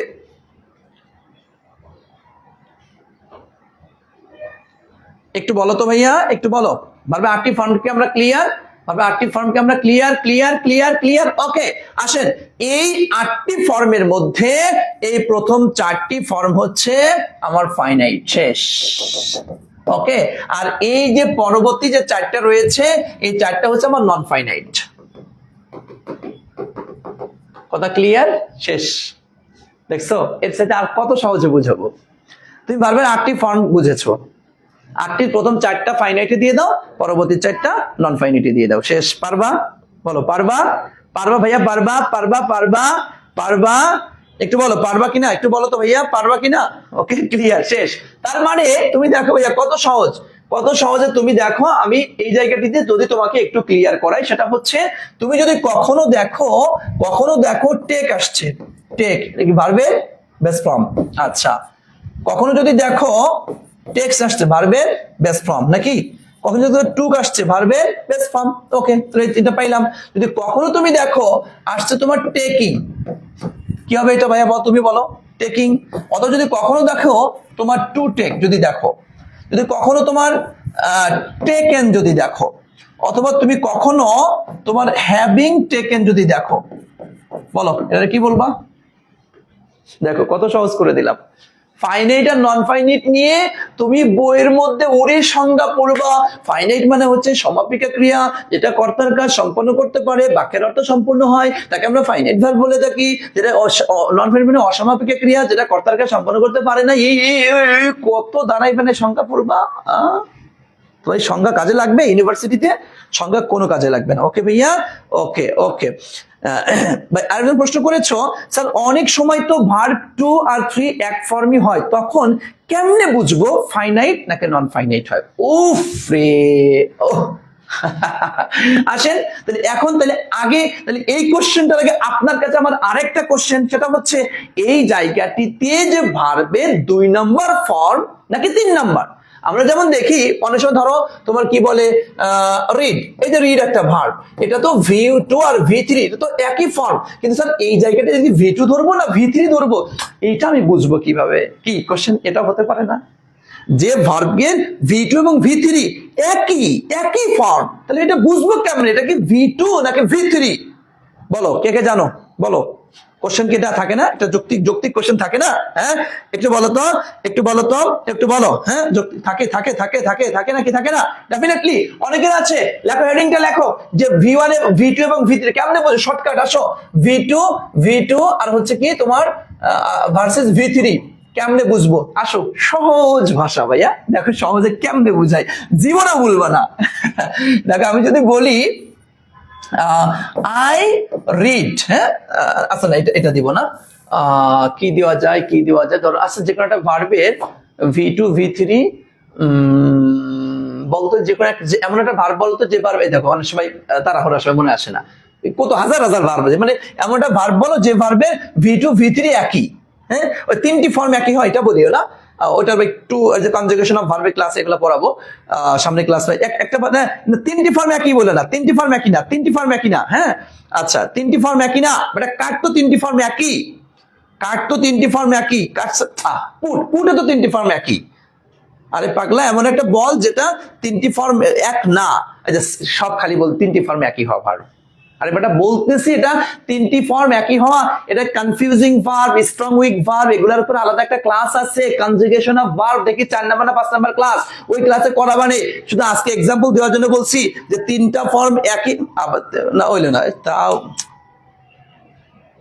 এই যে বাই বট হয়েছে, হ্যাঁ হয়েছে, পাইছি, এই যে বাই BEY, বাই, এর পাশ কি বট, BOUGHT বট, আর পাস পার্টিসিপলটা হচ্ছে BOUGHT বট। ওকে, আচ্ছা ঠিক আছে, আমি পেয়েছি এটা। ওকে ভাইয়া, আমি পেয়েছি। ওকে ওকে ওকে ওকে, দেখো বট, এখন এটা কেমনে বুঝবো? না গো ওয়েন গান, এটা হচ্ছে না, 2টা ফর্ম একই হতে হবে। এই যে বাই বট, ঠিক আছে, 2টা ফর্ম একই হতে হবে। ধরো আমি লিখলাম আই বট, হ্যাঁ, BOUGH, I bought a car, okay, I bought a car, আর হচ্ছে I have BOUGHT bought a car. খেয়াল করো, এখন তোমার প্রশ্নটা হচ্ছে স্যার এটা কি এই যে এই বট আর এই বট, এটা তো দুটাই তো V2 তেও যা হয় আর V3 তেও তা একই, তো তাহলে আমি এটা বুঝবো কিভাবে? সহজ শব্দ, সহজ, খেয়াল করো। তুমি দেখো এই যে সাবজেক্ট এর পরে বসছে, খেয়াল করো, সাবজেক্ট এর পরে বসছে, তাহলে সাবজেক্ট উনি কি 1 নাম্বার, আর উনি কত 2 নম্বরে বসছে, তাই এটা হবে 2 নাম্বার। সহজ কথা। দেখো এখানে সাবজেক্ট আসছে, অক্সিলারি আসছে, এরপরে উনি আসছে, তাহলে কয়জন? 1 জন 2 জন 3 জন, 3 নাম্বার। বুঝো নাই কথা? মানে V2 এবং V3 একই হওয়া ভার্ব বোঝার শর্টকাট টেকনিক হচ্ছে সাবজেক্টের পরেই যদি চলে আসে, সাবজেক্টের পরেই যদি চলে আসে, সাবজেক্ট আর উনি কয়জন? দুইজন, দুইটা, তাই V2। আর সাবজেক্ট এরপরে অক্সিলারি ভার্ব এরপরে উনি আসছে, কয়জন? তিনজন, তাটা V3। শেষ। সাবজেক্ট অক্সিলারি উনি তিনজন, তাই তিন। দুইয়ে দুই, তিনে তিন। ক্লিয়ার? বুঝে নাই কথা? এই বুঝছো? তার মানে সহজ কথা হচ্ছে যে V2 এবং V3 ফর্ম একই হওয়া ভার্ব চেনা শর্টকাট ওয়াই হচ্ছে সাবজেক্টের পরেই বসলে V2, সাবজেক্টের পরে অক্সিলারি এরপরে উনি, তাহলে V3। দুইয়ে দুই, তিনে তিন। দুইয়ে দুই, তিনে তিন। ওকে ওকে ওকে ওকে ক্লিয়ার ভাই? ক্লিয়ার? বলো ক্লিয়ার? দুইয়ে দুই, তিনে তিন। ওকে, পারবা। দুইয়ে দুই, তিনে তিন। শেষ, কোনো ঝামেলা নাই। তাহলে আমরা ফাইনাইট ভার্ব ক্লিয়ার হয়েছি, দুইটি ফর্ম একই হওয়া সেটাও ক্লিয়ার হয়েছে। এখন আসেন এই যে আমরা তাহলে ভার্বের ফর্মগুলো ক্লিয়ার হয়েছি। তাহলে এখন আমরা যেখানে ছিলাম ভাইয়া, কোথায় ছিলাম আমরা? সেন্টেন্সের মধ্যে ছিলাম। তাহলে ওটা ক্লিয়ার হয়েছে। আসেন এখন তাহলে আমরা ফাইনাইট ভার্ব বুঝে ফেলেছি যে একটা সেন্টেন্স, এখন বলো একটা সেন্টেন্স গঠিত হলে কি লাগবে? সাবজেক্ট লাগবে, ফাইনাইট ভার্ব লাগবে, সাবজেক্ট লাগবে, ফাইনাইট ভার্ব লাগবে, সাবজেক্ট লাগবে, ফাইনাইট ভার্ব লাগবে, তাই না? ওকে, আসেন এখন এই যে সেন্টেন্সের মধ্যে আরেকটা বিষয় হচ্ছে, এখন আসেন পার্টস অফ সেন্টেন্স। আসেন একটু, হ্যাঁ, পার্টস অফ সেন্টেন্স। আসেন একটু খেয়াল করে, পার্টস অফ সেন্টেন্স অর্থাৎ সেন্টেন্সের যে অংশ আছে, একটা সেন্টেন্সের যে অংশ আছে, অংশগুলো আমাদেরকে একটু শিখতে হবে এখন একটু। হ্যাঁ, সেন্টেন্সের অংশ। সেন্টেন্সে প্রথমত দুইটা অংশ থাকে, একটা হচ্ছে তোমার সাবজেক্ট, ওকে, সাবজেক্ট, আর একটা হচ্ছে প্রেডিকেট। ওকে, আসেন একটু খেয়াল করেন, প্রেডিকেট। এরপরে এই প্রেডিকেটের মধ্যে আবার দুইটা অংশ থাকে, একটা হচ্ছে তোমার ভার্ব, কথা বুঝো, একটা হচ্ছে ভার্ব, আর আরেকটা যে কি, এইটা নিয়েই আমাদের ঝামেলা। অবজেক্ট বলবো নাকি কমপ্লিমেন্ট বলবো নাকি এক্সটেনশন বলবো, এটা নিয়েই আমাদের যত দ্বন্দ্ব আছে এগুলো আমরা ক্লিয়ার করার চেষ্টা করব। ওকে ভাইয়া? ওকে ওকে ওকে আচ্ছা, তোমাদের কন্টিনিউয়াস প্যাসিভ ফর্মের ক্ষেত্রে ফোর্থ পজিশনে থাকে V3। আচ্ছা ভাই, ওটা বলা যাবে। ওকে, দেখো এখানে তাহলে পার্টস অফ সেন্টেন্স, একটা সেন্টেন্সে যখন অংশ ভাগ করব আমরা, তখন কি দুইটা অংশ হবে, একটা সাবজেক্ট আর একটা হচ্ছে প্রেডিকেট। এই প্রেডিকেটের মধ্যে হচ্ছে দুইটা অংশ, একটা হচ্ছে ভার্ব আর একটা হচ্ছে কি অবজেক্টও হতে পারে। এই যে বাকি অংশ, আসেন একটু খেয়াল করেন, এই যে বাকি যে অংশ, এই অংশটুকু অবজেক্ট হতে পারে, কমপ্লিমেন্ট হতে পারে, এক্সটেনশন হতে পারে। আসলে কি হবে এখন আমরা সেন্টেন্সের দেখা যায় না? আরে ভাই একটু দেখ না, সেন্টেন্সের দুটো অংশ, সাবজেক্ট, প্রেডিকেটের দুটো অংশ ভার্ব, আর বাকি অংশ হচ্ছে অবজেক্ট হতে পারে, কমপ্লিমেন্ট হতে পারে, এক্সটেনশন হতে পারে। মানে প্রাথমিকটা কি ক্লিয়ার? আচ্ছা আসেন এখন তাহলে সেন্টেন্সের পার্ট পেয়েছে কিনা। এখন তোমার প্রশ্ন হচ্ছে ভাইয়া, আমাদের এর মধ্যে এই যে আপনি যে অবজেক্ট এবং কমপ্লিমেন্ট এটা দেখালেন, এই জিনিসটা কি, এটা একটু আমাদেরকে ক্লিয়ার করার, যে আসেন এইখানে আপনাদেরকে একটু ক্লিয়ার করতে হবে। আসেন এই যে আমাদের অবজেক্টের যে বিষয়টা রয়েছে, মনোযোগ দিয়ে খেয়াল করবেন। আজকের ক্লাস করার পরে আপনার বেসিক সেন্টেন্স স্ট্রাকচার নিয়ে আমার মনে হয় না আর কোনো প্রবলেম হবে। জাস্ট একটু খেয়াল করবেন, এই যে অবজেক্টটা আসছে, খেয়াল করো ভাইয়া, অবজেক্টটা হচ্ছে আমাদের দুই প্রকার।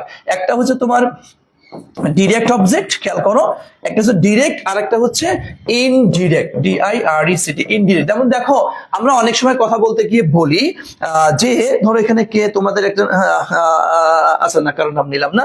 দেখো ধরো তোমাদের রিয়াদ ভাই, হ্যাঁ, আমাদের রিয়াদ স্যার, রিয়াদ ভাই, আচ্ছা রিয়াদ ভাই গিভ মি আ মোবাইল। খেয়াল করো, রিয়াদ ভাই গিভ মি আ মোবাইল, আমাকে একটা মোবাইল দিলেন। অথবা আর ধরো যদি আমি এভাবে বলি রিয়াদ ভাই গিভ আ মোবাইল, তখন কি বলি? To me. দেখো তো দুইটা বাক্য একটু খেয়াল করে দেখো, মনোযোগ দিয়ে এই দুইটা বাক্য যদি একটু বুঝে নিতে পারো, বাস তোমার দেখবা মানে তোমার অবজেক্টটা ক্লিয়ার। বুঝো, একটু খেয়াল করো, রিয়াদ ভাই গিভ মি আ মোবাইল, দেখছো, একটু খেয়াল করো, গিভ মি আমাকে দিলেন। দেখো এই তো রিয়াদ ভাই, এটা কি? দেখো একটু খেয়াল করে, রিয়াদ ভাই এটা হচ্ছে তোমার কি? সাবজেক্ট। এটা গিভ, এটা কি ভাইয়া? ভার্ব, তাই না? যে মি, এটা কি তোমার একটা অবজেক্ট। আবার মোবাইল, এটাও কি তোমার একটা অবজেক্ট। কথা বুঝো, এটাও কি একটা অবজেক্ট। তো তুমি বাক্য অবজেক্ট পাইছো কয়টা? দুইটা অবজেক্ট। সাধারণত একটা বাক্যে সর্বোচ্চ দুইটা অবজেক্ট থাকতে পারে, একটা হচ্ছে ডিরেক্ট আর একটা হচ্ছে ইনডিরেক্ট। ওকে, আসেন, এই যে ডিরেক্টটা কি বোঝায়, মানে ব্যক্তিকে বোঝানো হয় সাধারণত, আর ইনডিরেক্ট দ্বারা সাধারণত তোমার বস্তুকে বোঝানো হয়, সাধারণত বস্তুকে বোঝানো হয়, বুঝছেন? আচ্ছা, বস্তুকে বোঝানো হয়, খেয়াল করবেন বস্তুকে বোঝানো হয়। তো তুমি যখন দেখবা তোমার ব্যক্তি আসছে, ব্যক্তি, তখন এটা হচ্ছে তোমার কি, এই যে ডিরেক্ট অবজেক্ট, আর বস্তুটা হচ্ছে তোমার ইনডিরেক্ট অবজেক্ট। কথা ক্লিয়ার ভাইয়া? আচ্ছা দেখো একটু খেয়াল করে, তা এই যে এটা, এখন আমরা বাক্যে যখন দুইটা অবজেক্টই চলে আসবে, বাক্যে যখন দুইটা অবজেক্টই চলে আসবে, তখন আমরা কোনটা কোথায় কি ব্যবহার করব? হ্যাঁ, দেখো আমি কিন্তু এক্সাম্পল দিয়ে বোঝানোর চেষ্টা করি, তুমি নিজেই বলো, রিয়াদ ভাই গিভ মি আ মোবাইল, বাক্যটা কারেক্ট। ওকে, এখানে দেখো, তোমার খেয়াল করো, give me a mobile, give me, এটা কি তোমার ডিরেক্ট অবজেক্টটা আগে চলে আসছে, ইনডিরেক্টটা পরে চলে গেছে। হ্যাঁ, আচ্ছা, আর যখন তুমি দেখা নিচেটা লিখেছি রিয়াদ ভাই গিভ এ মোবাইল, এই দেখো ইনডিরেক্ট অবজেক্টটাকে যখন আমি আগে নিয়ে আসছি, খেয়াল করো যে গিভ আ মোবাইল, এই দেখো মি, তার আগে কি দিয়েছি বলতো, একটা প্রেপোজিশন দিয়েছি। তার মানে একটু খেয়াল করতে হবে যে আমরা যখন বাক্যের মধ্যে দুইটা অবজেক্ট চলে আসবে, তখন কোনটা কোথায় কখন ব্যবহার করব। হ্যাঁ, এই যে তোমার যখন তুমি বস্তুবাচক যেটাকে আগে আনবা, ব্যক্তিকে পরে নিবা, তখন মাঝখানে একটা প্রেপোজিশন দিতে হয়। এটা শর্টকাট টেকনিক আমি দিয়েছি, এই দেখো একটু খেয়াল করে, এই দেখেন একটু মনে রাখার টেকনিকে খেয়াল করো, একটু মনোযোগ দিয়ে খেয়াল করো, দেখো হয়ে যাবে। এই তো ডিরেক্ট অবজেক্ট, হ্যাঁ, আর হচ্ছে তোমার কি ইনডিরেক্ট অবজেক্ট। দেখো একটু খেয়াল করে, এই যে আইও ডিও দিয়েছি, এই যে ডিও প্রিপোজিশন আইও, খেয়াল করছো? এই দেখো ইনডিরেক্ট অবজেক্ট, এরপর কি ডিরেক্ট অবজেক্ট, এই দেখো he gave me a mobile, দেখছো? এই যে জাস্ট এই এক্সাম্পলটা একটু খেয়াল করতে পারলেই তুমি পারবা একদম। এটা আমরা এত বেসের কিছু না। অনেক সময় দেখা যাচ্ছে কিছু কিছু বিষয় আসে একটু, যে কোনটা ডিরেক্ট অবজেক্ট কোনটা ইনডিরেক্ট অবজেক্ট, একটু খেয়াল করিও। পারবা না ভাইয়া? জি জি জি জি জি জি জি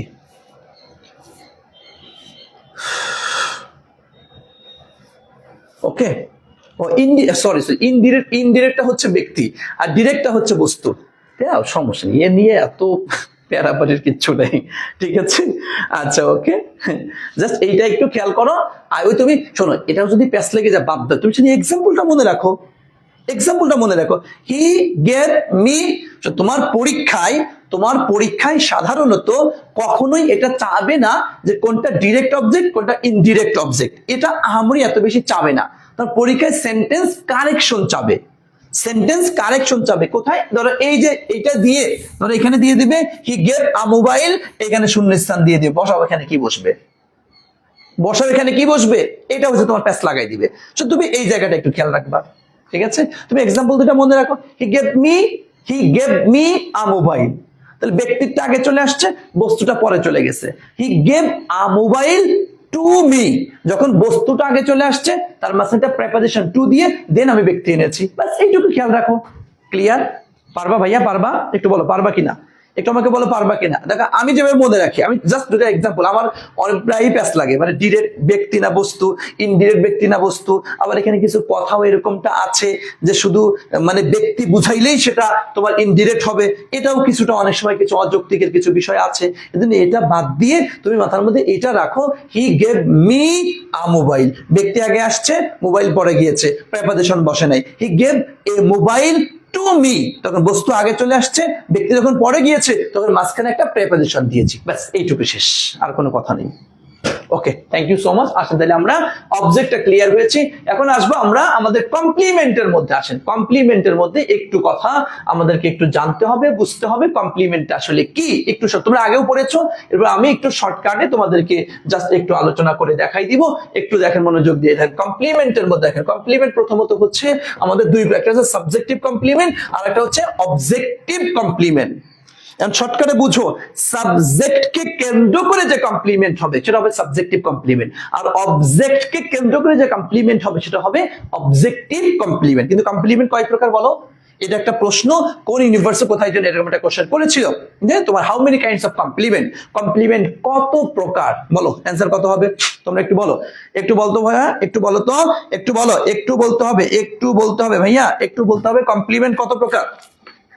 কমপ্লিমেন্ট পেয়েছি আমরা দুই প্রকার, তাই না? সাবজেক্টিভ আর একটা হচ্ছে অবজেক্টিভ।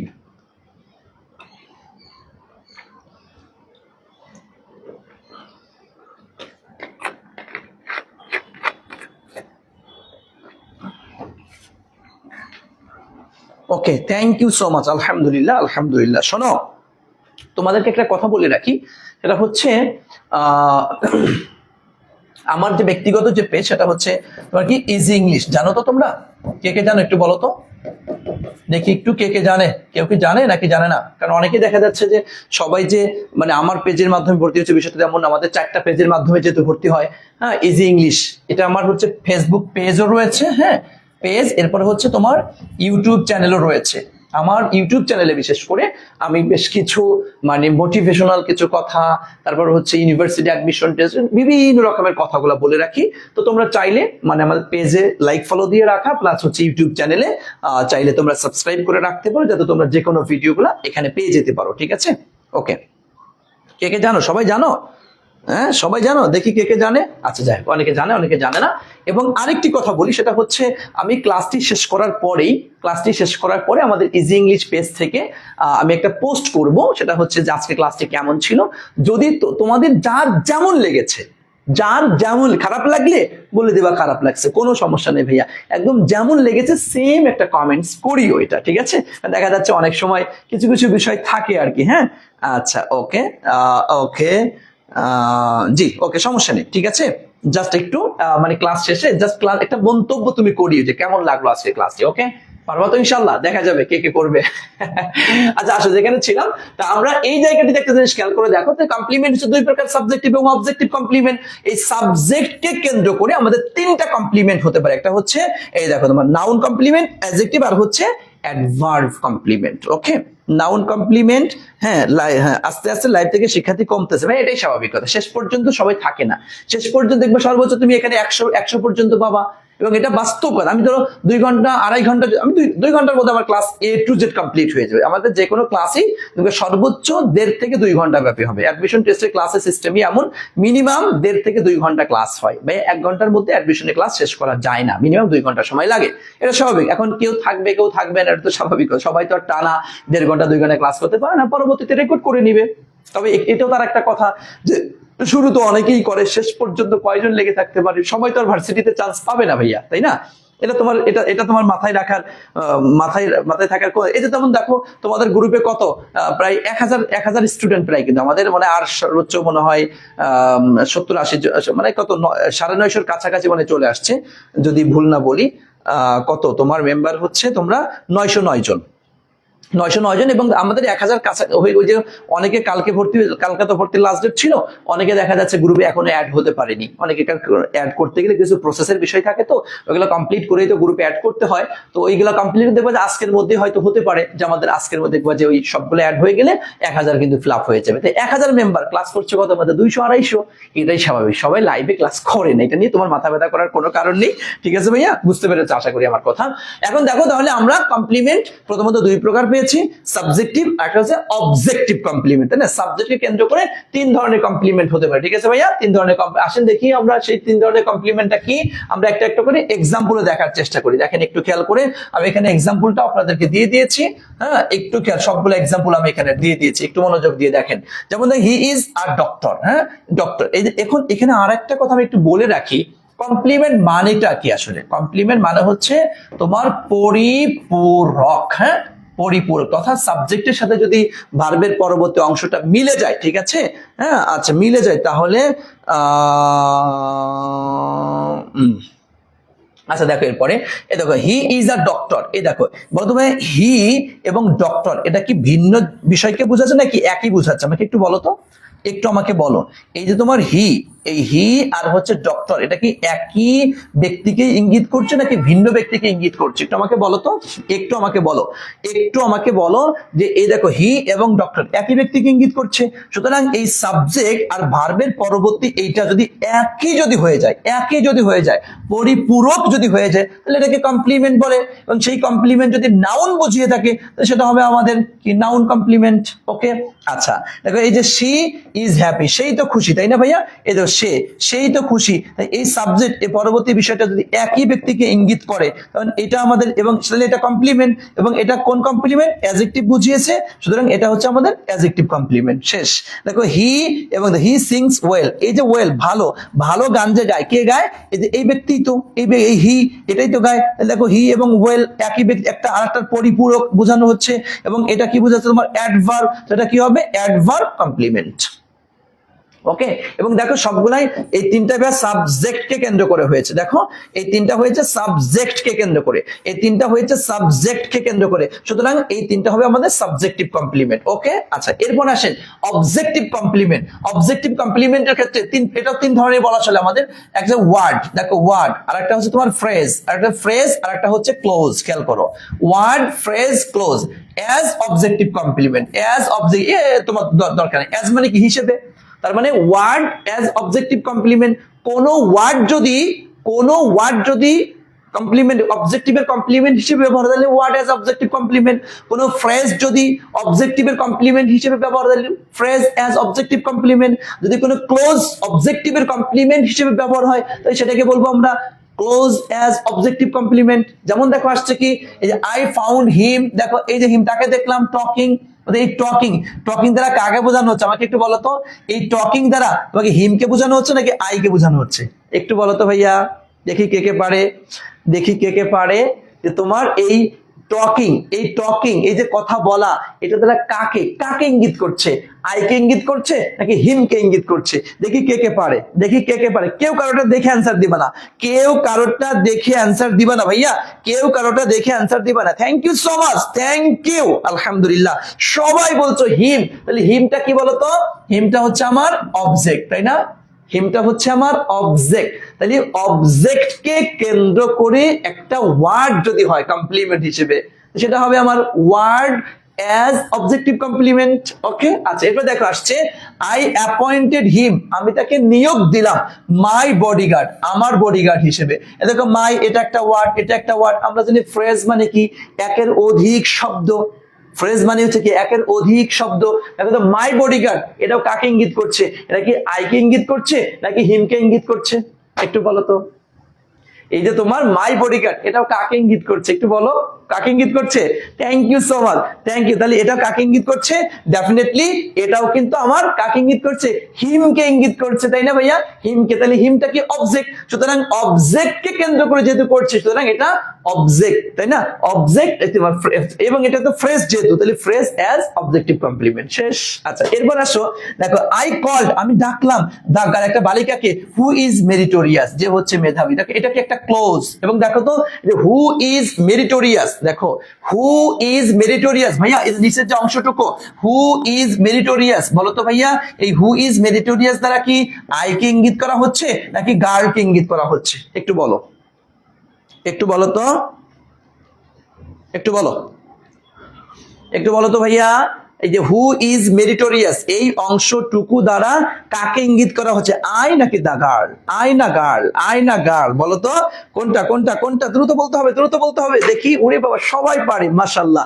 যখন আসলে দেখো বাস্তবতা কি জানো, একটা ক্লাস যখন তুমি বুঝবা তখন টিচারেরও ভাল লাগে, স্টুডেন্টেরও ভাল লাগে, ঠিক আছে? এবং কষ্ট করে লেগে থাকবা। আমি তোমাদেরকে অনুরোধ করব, আমাদের প্রতিটা টিচারের ক্লাস শেষ পর্যন্ত করবা, শেষ পর্যন্ত করো, লেগে থাকো, চেষ্টা করো, খাতায় নোট করো, দেখবে ইনশাআল্লাহ একদম A to Z ক্লিয়ার হয়ে যাবা, এবং তুমি ইনশাআল্লাহ ঢাবিতে চান্স তোমার হবেই হবে।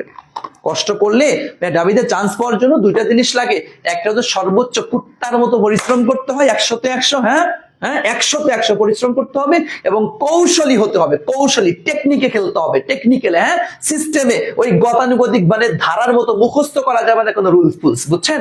অ্যাডমিশন টেস্টে একটু টেকনিকে তোমাকে পড়তে হবে, এত রুলস ফুলস মুখস্থ করা যাবে না। দেখেন না কত টেকনিকে, সিস্টেমে তোমাকে শেখাচ্ছি, এই সিস্টেমেটিক ওয়েতে শিখে অ্যাপ্লাই করতে হবে, আর আল্লাহ তাআলার কাছে দোয়া করতে হবে, আল্লাহ তুমি আমাকে দাও, সৃষ্টিকর্তার কাছে চাইতে হবে, ইনশাআল্লাহ তাহলে দেখবা কবুল হবেই হবে। ওকে ভাইয়া, থ্যাংক ইউ সো মাচ। দেখো তা গার্লটা কি? অবজেক্ট। তাহলে একটা ক্লোজ একটা ক্লোজ কমপ্লিমেন্ট হিসেবে কাজ করেছে কার অবজেক্টের, সুতরাং ক্লোজ অ্যাজ অবজেক্টিভ কমপ্লিমেন্ট। কথা ক্লিয়ার? দেখো আমি যদি শর্টকাটে তোমাদের সব মিলিয়ে যদি বলি যে কমপ্লিমেন্ট মানে হচ্ছে পরিপূরক। পরিপূরক মানে কি?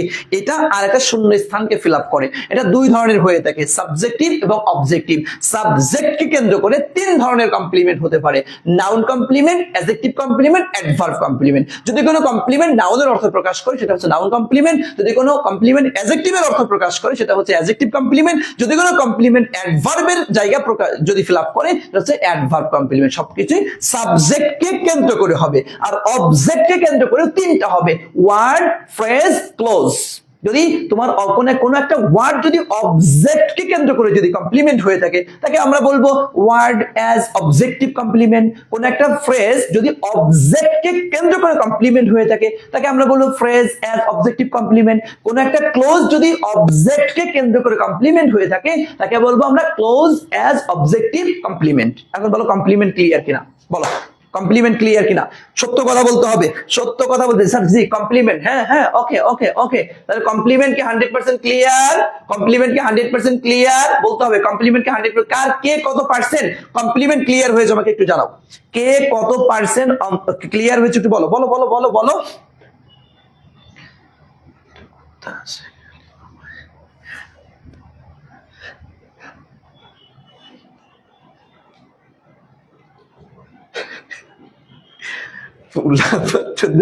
কার বেশি দিব একটা দুষ্টু ছেলে মেয়েরা। আচ্ছা দেখো তাহলে আমরা অবজেক্ট ক্লিয়ার হয়েছি, কমপ্লিমেন্ট ক্লিয়ার হয়েছে। হ্যাঁ আচ্ছা এখন আসেন এই জায়গাটিতে আমি আপনাদেরকে আরেকটু বিষয় একটু ক্লিয়ার করাবো, সেটা হচ্ছে একটা নোট আপনাদেরকে এখানে একটু শেখাবো, একটা নোট আপনাদেরকে শেখাবো। আচ্ছা হ্যাঁ আচ্ছা নোট শেখাবো। নোটটা কি? এই নোটের মধ্যে আসেন খুবই গুরুত্বপূর্ণ একটা কথা। আচ্ছা আমি এত লিখবো না, আমি এখানে লেখাই আছে এটা দেখাই দিচ্ছি। সেটা হচ্ছে দেখো খুব মনোযোগ দিয়ে খেয়াল করো। দেখো সাবজেক্ট আর ভার্ব এর পরবর্তী অংশ যদি একই বিষয়কে বোঝায়, খেয়াল করো, যদি একই বিষয়কে বোঝায়, একই বিষয়কে বুঝাইলে কি বলেছিলাম? কমপ্লিমেন্ট। খেয়াল করেন কমপ্লিমেন্ট, তাই না? কমপ্লিমেন্ট। আর যদি সাবজেক্ট এবং ভার্বের পরবর্তী অংশ একই বিষয়কে না বোঝায়, একই বিষয়কে না বোঝায় কি বলেছি আমরা? অবজেক্ট। ওকে ওকে। এরপর আসেন তাহলে কমপ্লিমেন্ট পাইলেন, অবজেক্ট পাইলেন। ওকে ভাইয়া? আচ্ছা আর যেটা অবজেক্ট সেটারই অপর নাম এক্সটেনশন বলতে পারি আমরা, যেটা কমপ্লিমেন্ট সেটারই অপর নাম এক্সটেনশন, তাও আমরা বলতে পারি। স্যার বুঝলাম না কথা, তুমি বুঝো নাই, আসো মনোযোগ দিয়ে শোনো। সাবজেক্ট আর ভার্বের পরবর্তী অংশ যদি মিলে যায় একদম পরবর্তী অংশ যদি মিলে যায় এটাকে আমরা কমপ্লিমেন্ট বলেছি না? এটা তো বুঝছো তুমি। আচ্ছা যদি না মিলে তাহলে কি বলেছো? অবজেক্ট বলেছো। আর যেটার নাম কমপ্লিমেন্ট বলেছো ওর আর একটা নাম আমি এক্সটেনশন নামে ডাকতে পারি। যেটা তুমি কমপ্লিমেন্ট এক্সটেনশন কি অবজেক্ট বলেছো সেটারও আর একটা নাম এক্সটেনশন নামে ডাকতে পারি। স্যার যদি কমপ্লিমেন্টও আসে আবার যদি আরো এক্সট্রা অংশ হয় তাহলে কি বলবো? সেটা আমি এক্সটেনশন বলবো। যেমন ধরো আমি এখানে যদি আরেকটু একটা এক্সাম্পল যদি তোমাদেরকে দিই, মনোযোগ দিয়ে দেখো। আমি লিখলাম ধরো আই ইট রাইট, খেয়াল করো আই ইট রাইট, আর আমি লিখলাম হচ্ছে হি ইজ আ বয়। দেখো আই ইট রাইট এভরিডে। আমি একদম সহজ একটা এক্সাম্পল দিলাম তোমাদেরকে, হ্যাঁ জাস্ট বোঝার জন্য একটু খেয়াল করো। এ দেখো আই ইট, ভাই বলতো আই এবং রাইস এটা কি মিল আছে? দেখো আই এবং রাইস মিল আছে ভাইয়া, এটা কি মিল আছে? নাই, মিল নাই। মিল না থাকলে কি বলবো আমরা? অবজেক্ট নাকি? দেখো এই যে হি আর হচ্ছে বয়, দেখো তো মিল আছে কিনা? মিল আছে। কি বলবো তাহলে এটাকে? কমপ্লিমেন্ট, তাই না? দেখো আই এটা কি ভাইয়া? সাবজেক্ট। ইট এটা কি ভাইয়া? ভার্ব। রাইসটা কি পাইছি আমরা? কি বলবো? অবজেক্ট পাইলাম। এই যে বাকি অংশ এটাকে কি বলবো তাহলে? বাকি অংশকে কি বলবো? এক্সটেনশন, তাই না? কিন্তু তুমি প্রশ্নটি হচ্ছে এই যেটাকে তুমি রাইস অবজেক্ট বলেছো এটাকে যদি তুমি এক্সটেনশন বলো কেউ তোমাকে কাটা দেবে না। এই যে বয়কে তুমি কমপ্লিমেন্ট বলেছো এটাকে তুমি এক্সটেনশন বলো কেউ তোমাকে কাটা দেবে না। বুঝছো কথা? অবজেক্ট ওই জায়গাটিতে তাকে আমরা এক্সটেনশন দাও চালাইয়া, কমপ্লিমেন্ট এক্সটেনশন বলেছে, দাও চালায়া, সমস্যা নেই। অবজেক্ট আসছে বা কমপ্লিমেন্ট আসছে, এরপর আরো একটু বাকি অংশ আসছে, দাও চালায়া এক্সটেনশন। কারণ এক্সটেনশন মানে কি, বাদ বাকি অংশ। তাহলে এখন বলো, তাহলে আমরা অবজেক্ট, কমপ্লিমেন্ট, এক্সটেনশন, তিনটা বিষয় ক্লিয়ার কিনা একটু বলো আমাকে। এখন বলো ক্লিয়ার, একটু আমাকে বলো। দ্রুত বলতে হবে, দ্রুত বলতে হবে, দ্রুত বলতে হবে ভাইয়া, দ্রুত বলতে হবে। আমরা ক্লিয়ার কি না, আমরা ক্লিয়ার কি না, আমাকে একটু দ্রুত বলতে হবে, একটু আমাকে দ্রুত বলতে হবে। তোমরা ক্লিয়ার কি না বলো। Okay, thank you so much. তাহলে আমরা সবাই ক্লিয়ার হয়েছি। তাহলে object, complement, extension clear. Object, complement, extension clear. Object, complement, extension আমরা ক্লিয়ার। এখন উত্তর করেন, কমপ্লিমেন্ট প্রধানত কত প্রকার পেয়েছি বলেন দেখি কেমন পারেন। কোন একটা ইউনিভার্সিটিতেই কোশ্চেন কিন্তু আসছিল, আমি কোশ্চেনটি নিয়ে আসছি, আপনারা একটু ক্লিয়ার করেন। হ্যাঁ, উত্তর করেন, উত্তর করেন, উত্তর করেন, উত্তর করেন, উত্তর করেন, হ্যাঁ উত্তর করেন। কিন্তু স্যার যদি কমপ্লিমেন্টকে অবজেক্ট বললে কি কাটা দিবে? 100% বেটা। তুমি কমপ্লিমেন্টকে অবজেক্ট বলার অধিকার তোমার নাই, বলা ঠিক না, বলা যাবে না। এটা যদি ধরে বসে তাহলে কিন্তু ভুল হবে। এটা কিন্তু সমস্যা কি জানো, আমাদের দৈনন্দিন লাইফে আমাদের কোনো টিচার বা কেউই আমরা কখনোই ওই পরবর্তী অংশকে অবজেক্ট বললে আচ্ছা ঠিক আছে ওকে বল সমস্যা নেই। কমপ্লিমেন্ট, কমপ্লিমেন্ট এত বেশি একটা আমরা বলি না, আমরা অবজেক্টটাকে বেশি বলি। হ্যাঁ, অবজেক্টটাকে বেশি বলি আর এক্সটেনশনটাকে বলি। এজন্য ভাইয়া তাহলে সহজ সমাধান হতে পারে, তুমি অবজেক্টও বলবা না, কমপ্লিমেন্টও বলবা না, তুমি বলে দাও এক্সটেনশন। বুঝো না কথা? Subject, verb, extension. তুমি তো 9-10 পড়ে আসছো সেন্টেন্সের রুলস এর ক্ষেত্রে সাবজেক্ট, ভার্ব কি অবজেক্ট পড়ে আসছো। কমপ্লিমেন্ট বেশি একটা আমরা বলি না, আমরা অবজেক্ট বলে আসি। তুমি অবজেক্ট বাদ দিয়ে দাও, কমপ্লিমেন্টও বাদ দিয়ে দাও, এক্সটেনশন ঢুকাও। আর এক্সটেনশন ঢুকাইলে তো ওর ভিতরে কমপ্লিমেন্টও আছে, ওর ভিতরে অবজেক্টও আছে। বুঝছেন? ওকে ওকে ওকে ওকে। তাহলে অ্যান্সারটা কি দিব? কমপ্লিমেন্ট প্রধানত কয় প্রকার? এই দেখেন 2 প্রকার বলেছি না, প্রথম 2 প্রকার। ক্লিয়ার? পারবেন ইনশাআল্লাহ। আচ্ছা, এরপরে আমি আরেকটা এক্সাম্পল যদি আপনাদেরকে দিই, দেখি আপনারা পারেন কিনা। এটা দেখেন, এটা একটু বলেন। দেখো, they called me captain, they called me captain, here captain is, captain কি হবে বলো? দে কল্ড মি, এই দেখেন একটু খেয়াল করে, দে কল্ড মি ক্যাপ্টেন, তাহলে আমাকে ক্যাপ্টেন দেখলো, হিয়ার ক্যাপ্টেন, ক্যাপ্টেনটা কি? ক্যাপ্টেন কম্পাউন্ড, তবে ক্যাপ্টেনটা কি? হ্যাঁ, তোমার কি কমপ্লিমেন্ট নাকি বলবো? বলেন কমপ্লিমেন্ট বলবো নাকি এই দেখো হাতে কি তুমি বলো, এটাকে কম্পাউন্ড তো আর হতে পারে না, তাই না? এবং দেখো তোমার এখানে এটা কি বলো? হ্যাঁ, they called me, they called me, আমাকে বললো, আমাকে বললো। এই দেখো, তার মানে এই ক্যাপ্টেন কাকে বলেছে? আমাকে বলেছে। তাহলে কি অবজেক্ট না? অবজেক্ট, আর এটা কি তোমার কমপ্লিমেন্ট, তাই তো? তাহলে অবজেক্ট কমপ্লিমেন্ট খুঁজে দেখো কোথায় আছে অবজেক্ট কমপ্লিমেন্ট। এই দেখেন অবজেক্ট কমপ্লিমেন্ট, কমপ্লিমেন্ট অবজেক্ট কিন্তু হলো না, অবজেক্ট কমপ্লিমেন্ট। তারপরে অ্যান্সার হচ্ছে ডি নাম্বার। ওকে, দেখছেন কাজটা কিভাবে কোশ্চেনটা আপনার করে? খেয়াল করবেন, খেয়াল করতে হবে এগুলা ভাইয়া, খেয়াল করতে হবে। এবং পড়ার সাথে সাথে কোশ্চেন অ্যানালাইসিস করবেন, দেখবেন ভালো লাগবে। দেখো, they called me captain, here captain. আচ্ছা হ্যাঁ, এটা তো আমরা কমপ্লিট করলাম। ওকে, আশা করি আপনারা বুঝতে পেরেছেন। এখন আসে, তাহলে আমরা পার্টস অফ সেন্টেন্স ক্লিয়ার হয়েছি, পার্টস অফ সেন্টেন্স আমরা ক্লিয়ার হয়েছি। এখন আসেন কাইন্ডস অফ সেন্টেন্সের মধ্যে আসেন। কাইন্ডস অফ সেন্টেন্স আমরা জানি, সেন্টেন্সের প্রকারভেদের মধ্যে আমরা সেটা আমরা খুব ভালো করে পাই, এটা নিয়ে আহামরি এত বেশি টেনশন হওয়ার কথা না। সেন্টেন্স হচ্ছে 2 ধরনের আমরা জানি, একটা হচ্ছে মিনিং, অ্যাকর্ডিং টু মিনিং, আর হচ্ছে অ্যাকর্ডিং টু স্ট্রাকচার, আমরা জানি এটা। আসেন এরপরে অ্যাকর্ডিং টু মিনিং আমরা 5 ধরনের সেন্টেন্স পেয়েছি, assertive, interrogative, imperative, objective, exclamative. এগুলো সব তোমাদের জানা কথা। এই এরপরে অ্যাসার্টিভ হচ্ছে 2 ধরনের, অ্যাফার্মেটিভ আর হচ্ছে নেগেটিভ। এবং সবচাইতে গুরুত্বপূর্ণ কথা যেটা আমি বলবো এবং প্রতি বছর করাই এটা, এই দেখেন ভাইয়া, অ্যাসার্টিভ সেন্টেন্সকে বলে ডিক্লারেটিভ সেন্টেন্স। গত বছর আসছে, গত বছর ঢাকা বিশ্ববিদ্যালয়ে আসছে, অ্যাসার্টিভ সেন্টেন্সের 2টি নাম রয়েছে, একটা হচ্ছে ডিক্লারেটিভ আর একটা হচ্ছে স্টেটমেন্ট। ওকে, একটু লিখে রাখেন, এখানে স্টার চিহ্ন দিয়ে রাখেন, এখান থেকে কোশ্চেন আসছে। দেখছেন আমি গত বছরে পড়িয়েছিলাম, হ্যাঁ দিয়েছিলাম, যেটা গুরুত্ব সহকারে পড়িও, কোশ্চেন কিন্তু চলে আসছে। সুতরাং মনোযোগ দিয়ে, একদম গত বছরের কোশ্চেন, একদম তাজা কোশ্চেন, বুঝছো? একদম গত বছরের একদম তাজা কোশ্চেন, ঠিক আছে? বুঝতে পেরেছেন? ওকে ওকে ওকে, বুঝতে পেরেছেন কিনা একটু বলেন, ক্লিয়ার বুঝছেন? মুইন, ওখান থেকে চার্জার নিয়ে আসো আমার রুম থেকে একটু, আচ্ছা ওকে, তাহলে আমরা এটা ক্লিয়ার হয়েছি। এরপর আসেন আপনার হচ্ছে এই যে স্ট্রাকচার অনুযায়ী সেন্টেন্স হচ্ছে আপনার তিন প্রকার। আমরা জানি সিম্পল, কমপ্লেক্স, কম্পাউন্ড, তাই না? Simple, complex, compound. Simple, complex, compound, তিন ধরনের সেন্টেন্স আমরা পেয়েছি। ওকে, এটা আপনারা জানেন। এরপর দেখো সবচাইতে গুরুত্বপূর্ণ যে কথাটা আমি এটা বলেও দিয়েছি, সেটা হচ্ছে দেখেন কি আসছে কথাটা, যে ব্রিটিশ এবং আমেরিকান গ্রামার অনুযায়ী সেন্টেন্স হচ্ছে চার প্রকার। কয় প্রকার বলেন তো? আমরা সেন্টেন্স তো এই জায়গায় আমরা কয় প্রকার পড়ছি? আমরা 5 প্রকার পড়েছি, কিন্তু আমেরিকান নিয়ম অনুযায়ী এটা 4 প্রকার। 4 প্রকার, খুবই গুরুত্বপূর্ণ কথা, করে একটা ইউনিভার্সিটি চলে আসতে পারে। এবং তিনারা এই যে অপটেটিভ যে সেন্টেন্সটা আছে, এই অপটেটিভ সেন্টেন্সকে তারা মূল সেন্টেন্সের অংশ হিসেবে ধরেন না, এটাকে অ্যাসার্টিভের মধ্যে ঢুকায় দেন।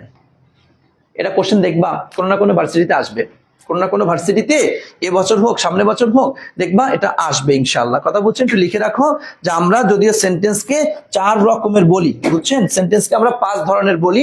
Thank you. 5 ধরনের বলি, কিন্তু সেন্টেন্সকে মূলত আমরা এই জায়গায় খেয়াল করবেন যে অপটেটিভ সেন্টেন্সকে যে আমেরিকান এবং ব্রিটিশ গ্রামার অনুযায়ী ওনারা কিন্তু এটাকে ধরেন না। তোমার প্রশ্ন যদি তোমাকে ধরো, তোমার অনলাইন, আমরা তো বিভিন্ন ধরনের টেস্ট যেহেতু হবে, ক্লাস টেস্ট অনলাইনে হবে, ক্লাস টেস্ট অফলাইনে হবে, তো উইকলি টেস্ট হবে, মান্থলি টেস্ট হবে, স্পেশাল মডেল টেস্ট হবে, ফাইনাল মডেল টেস্ট হবে, কোনো না কোনো জায়গায় এই কোশ্চেন আমি ঢুকাই দিব।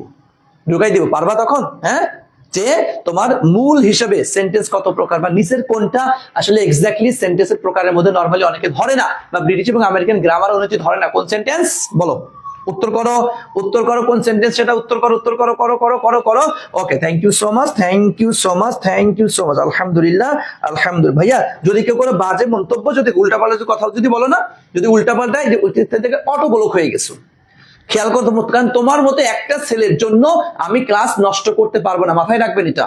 যে কেউ হুটহাট ব্লক হয়ে যাবে টেরও পাবা না তুমি এটা, কারণ প্রত্যেকটা কমেন্ট কিন্তু আমরা খেয়াল করি, প্রতিটাকে, শুধু আমি না, আমাদের প্রত্যেকটা টিচার জাস্ট তোমার জন্য ক্লাস নষ্ট হবে এটা আমরা কখনোই করবো না। এটা খবরদার, পড়া ছাড়া অন্য বাজে একটা মন্তব্য এখানে করা যাবে না। এটা অ্যাডমিশন টেস্টের ক্লাস, এটা ইন্টারমিডিয়েট বা এটা হাসি তামাশার কোনো ক্লাস নয়। আশা করি তুমি বুঝতে পেরেছো। প্রথম ক্লাসে খেয়াল করবে এটা, ব্লক হয়ে যাবে, ক্লাস করতে পারবা না, পরে কান্নাকাটি করতে থাকবা। হ্যাঁ, ওকে, তাহলে আমরা তাহলে এটা ক্লিয়ার হয়েছে। আসেন এখন আমরা প্রত্যেকটা সেন্টেন্সের মধ্যে চলে আসবো। আমরা জানি অ্যাসার্টিভ সেন্টেন্স কি 2 প্রকার, অ্যাফার্মেটিভ আর হচ্ছে নেগেটিভ। এটা খুব ভালো করে আমরা জানি, বুঝি। ওকে, আচ্ছা দেখেন এই যে he has a pen, he has not a pen, এটা খুব ভালো করে স্ট্রাকচারটা আমরা জানি। এটা কি সাবজেক্ট ভার্ব এক্সটেনশন, এটা আমরা খুব সহজে, এটা নিয়ে আমার সমস্যা হবে না।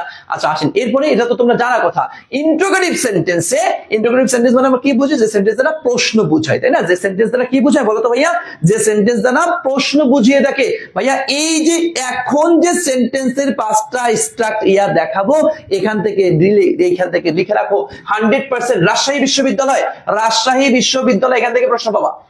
এই যে এটা, হ্যাঁ, স্টার চিহ্ন দাও, স্টার চিহ্ন দিও ভাইয়া, তোমার খাতার উপর স্টার চিহ্ন দিয়ে রেখো।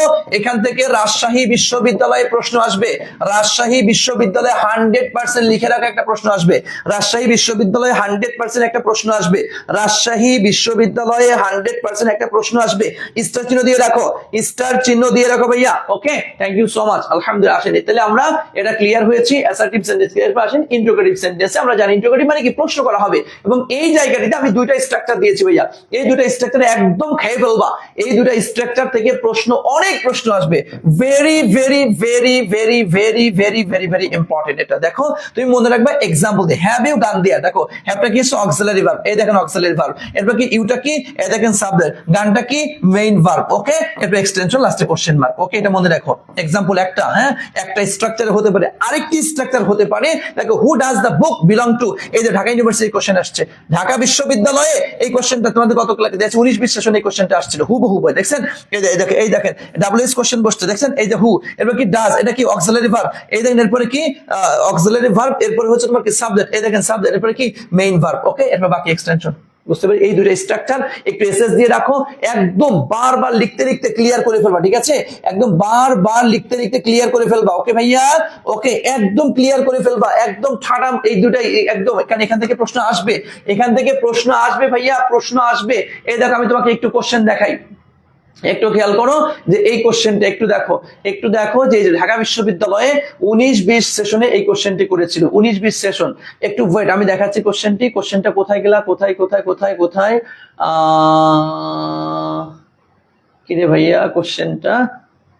আচ্ছা, হয়তো ঢাকা বিশ্ববিদ্যালয়ের 19-20 সেশন। আমি যদি তোমাদেরকে একটু দেখাই দিই, তারা একটু ওয়েট করো। আবার অনেক দূর ভিতরে যেতে হবে, থাক, দেখো এটা কোশ্চেনটা একদম ঢাকা বিশ্ববিদ্যালয়, এটা তোমার 19-20 গতকালকে যারা করেছিল, গতকালকে এই রিলেটেড, এই ইন্টারোগেটিভ সেন্টেন্স রিলেটেড একটা কোশ্চেন কিন্তু আসছিল আমাদের, ঠিক আছে? আশা করি পারবা ইনশাআল্লাহ, এটা নিয়ে সমস্যা হবে না, হবে না, হবে না। আচ্ছা আসেন, তাহলে আমরা এটা ক্লিয়ার হয়েছে, ইন্টারোগেটিভ সেন্টেন্স আমরা পারবো। এই যে কোশ্চেনটা আমি এনেছি, এই যে কোশ্চেনটা দেখেন, অ্যান্সার করেন তো, অ্যান্সার করেন, দেখি আপনারা পারেন কিনা, অ্যান্সার করেন তো, এই কোশ্চেনটি অ্যান্সার করেন, এই কোশ্চেনটি অ্যান্সার করেন, দেখি কে কে পারে, দেখি কে কে পারে, একটু অ্যান্সার করেন তো ভাইয়া, দেখি কে কে পারে। ওকে, একটু দেখেন, এই দেখো, হু বিলংস টু দা বুক হবে না, কেন না, কারণ এখানে অক্সিলারি ভার্বটা নাই। হুম ডাজ দা বুক, এটা হবে না, টু হু হয় না কখনো, এটা হলো না। এ দেখো হু, এ দেখো, এ দেখছো, এই যে দেখেন দেখেন দেখেন, এ ভাই আমরা শেষের দিকে চলে আসছি, জানেন না, একটু শেষের দিকে দেখো, হু, এ দেখেন অক্সিলারি ভার্ব দেখছেন, এ দেখেন সাবজেক্ট, এরপর দেখেন ভার্ব। বুঝতে পেরেছেন? সেম কোশ্চেন দেখছেন, এখান থেকে কিন্তু কোশ্চেন আসবে, সুতরাং আপনাকে একটু মাথায় রাখতে হবে, এখান থেকে কোশ্চেন আসবে। আচ্ছা, ইন্টারোগেটিভ সেন্টেন্স, এরপর চলে আসেন, আমরা চলে আসবো আমাদের ইম্পারেটিভ সেন্টেন্স। আমরা জানি ইম্পারেটিভ সেন্টেন্স কি বোঝায়, আদেশ, নিষেধ, অনুরোধ, উপদেশ, এই রিলেটেড বিষয় অনেক কিছু এই সে বুঝিয়ে থাকে। যেমন এই ইম্পারেটিভ সেন্টেন্সের ক্ষেত্রে আপনি 4 ধরনের স্ট্রাকচার পাবেন, 4 ধরনের স্ট্রাকচার পাবেন। আমি যদি একটু আপনাদেরকে দেখাই, আমরা অনেক সময় বলি, দেখো কি বলি, ওপেন দা ডোর, ওপেন দা ডোর বলি না ভাইয়া? এ দেখো ওপেন, এটা কি মূল ভার্ব দিয়ে শুরু করেছি, মূল ভার্ব, এরপর কি এক্সটেনশন, এরকমটা আমরা বলে থাকি, তাই না? বলে থাকি আমরা। এরপর কি বলি, আমরা বলি ভাই স্যার অনেকক্ষণ তো হয়ে গেল, হ্যাঁ, লেট মি গো নাও, স্যার বলি না আমরা সময়, লেট মি গো নাও, লেট আসছে, এরপর কি ব্যক্তিবাচক অবজেক্ট আসছে, এরকমটা আমরা দেখতে পারি। আচ্ছা, এরপরে কি তোমার, লেটস লেটস প্লে ফুটবল, চলো আমরা একটু ফুটবল খেলে আসি, হ্যাঁ, লেটস প্লে ফুটবল, চলো আমরা একটু ফুটবল খেলে আসি, লেটস দিয়েও আমরা এরকমটা করতে পারি। আবার কখনো কখনো এই যে কিছু ওয়ার্ড দিয়ে, প্লিজ, কাইন্ডলি, অলওয়েজ, ডোন্ট অথবা নেভার, এগুলি দিয়েও হতে পারে। যেমন আমরা বলি অনেক সময়, নেভার টেল আ লাই, নেভার টেল আ লাই, কখনো মিথ্যা কথা বলিও না। তার মানে আমাদের ইম্পারেটিভ সেন্টেন্স, দেখছো ইম্পারেটিভ সেন্টেন্স, এখান থেকে কিন্তু প্রশ্ন আসবে, আপনি যদি দাগাই রাখেন। রাজশাহী বিশ্ববিদ্যালয়, এখান থেকে প্রশ্ন করে, রাজশাহী বিশ্ববিদ্যালয়, এখান থেকে প্রশ্ন করে। সুতরাং মনোযোগ দিয়ে স্টার চিহ্ন দিয়ে এগুলো একটু দাগাই রাখেন ভাইয়া। Interrogative sentence, imperative sentence, interrogative sentence, imperative sentence, প্রচুর প্রশ্ন আসবে। ইন্টারোগেটিভ সেন্টেন্স, ইম্পারেটিভ সেন্টেন্স, আমরা কি পারবো? আমরা কি আসলে দেখলে বুঝবো যে হ্যাঁ এটাই সেন্টেন্স আসছে? কে কে পারবে একটু বলো, কে কে পারবা একটু বলো তো ভাইয়া, কে কে পারা যাবে, পারবে পারবে একটু বলো, একটু বলো বলো বলো। এই তো আমরা ইম্পারেটিভ সেন্টেন্সে চলে আসছি। সেন্টেন্সের বিষয়গুলো হইলে আমাদের শেষ। আজকে সর্বোচ্চ 10 মিনিট ক্লাস হবে, সর্বোচ্চ 10 মিনিটের মধ্যেই আমাদের ক্লাস হয়ে যাবে। এবং সবচেয়ে কথা খেয়াল করবা, আমি কিন্তু ক্লাস শেষে লাস্টে একটা ফিনিশিং দিয়ে রাখি, লাস্টে একটা একদম এ টু জেড আমরা যে আলোচনা করেছি ফার্স্ট টু লাস্ট একটা ফিনিশিং হবে আমাদের ক্লাসের। সুতরাং শেষ পর্যন্ত ক্লাসে থাকাটাই ভালো। ইয়াসিন আলী জুনায়েদ, তুমি কান ধরে 5 বার উঠো আর 5 বার বসো, এত দেরি কেন হলো তোমার ক্লাস? ওকে, এখন দেখি যে আমি এক্সাম্পল এখানে দিয়ে দিয়েছি, প্রত্যেকটা এক্সাম্পল তোমরা দেখলে পারবা আশা করি ইনশাআল্লাহ। তাহলে আমাদের ইম্পারেটিভ সেন্টেন্স শেষ। এরপরে চলে আসবো আমরা হচ্ছে অপটেটিভ সেন্টেন্স, এরপরে চলে আসবো আমরা হচ্ছে অপটেটিভ সেন্টেন্স। দেখো অপটেটিভ সেন্টেন্স আমাদের মাত্র একটি, আমরা খুব সহজেই ভালো করে জানি, এটা দোয়া, প্রার্থনা, আশীর্বাদ এরকমটা কিছু বুঝিয়ে থাকে। এবং এটার পূর্বে একটা কি বসে, মেয়ে বসে, তাই না? এই দেখো একটা মেয়ে, এই যে মেয়ে এর সাথে কি অ্যাসার্টিভ সেন্টেন্স, মেয়ে প্লাস অ্যাসার্টিভ লিখলেও আহামরি সমস্যা হয় না। এবং এই যে মেয়ে একটু খেয়াল করো, এই মেয়েটাকে বলা হয় অ্যাডভার্ব। লিখে রাখো তো, খুবই গুরুত্বপূর্ণ একটা কথা, ইউনিভার্সিটি এখান থেকে কোশ্চেন করেছে, ইউনিভার্সিটি এখান থেকে কোশ্চেন করেছে। যদি মেয়ে এটা কোন প্রকারের পার্টস অফ স্পিচ যদি বলে, কি অ্যানসার দিবা? বলো বলো বলো বলো বলো, কি অ্যানসার দিবা? অ্যাডভার্ব। বুঝতে পেরেছেন? কি অ্যানসার দিবা ভাইয়া বলো তো, কি অ্যানসার দিব আমরা? ডেফিনেটলি আমরা অ্যানসার করব এটা হচ্ছে অ্যাডভার্ব। ওকে, এটা হচ্ছে একটা অ্যাডভার্ব। আসেন আমি একটু দেখাই দিই, সরাসরি কোশ্চেনটা একটু দেখাই দিই আপনাদেরকে, যে স্যার এখানে কোশ্চেনটা কিভাবে করেছিল। আসেন একটু দেখাই যে এখানে এটা কিভাবে কোশ্চেন করেছিল। আমি যদি আপনাদেরকে একটু দেখাই, জাস্ট ওয়েট, একটু ওয়েট করুন।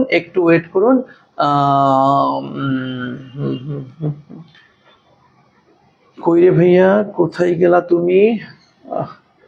যে খুঁজে পাওয়া যায় না রে।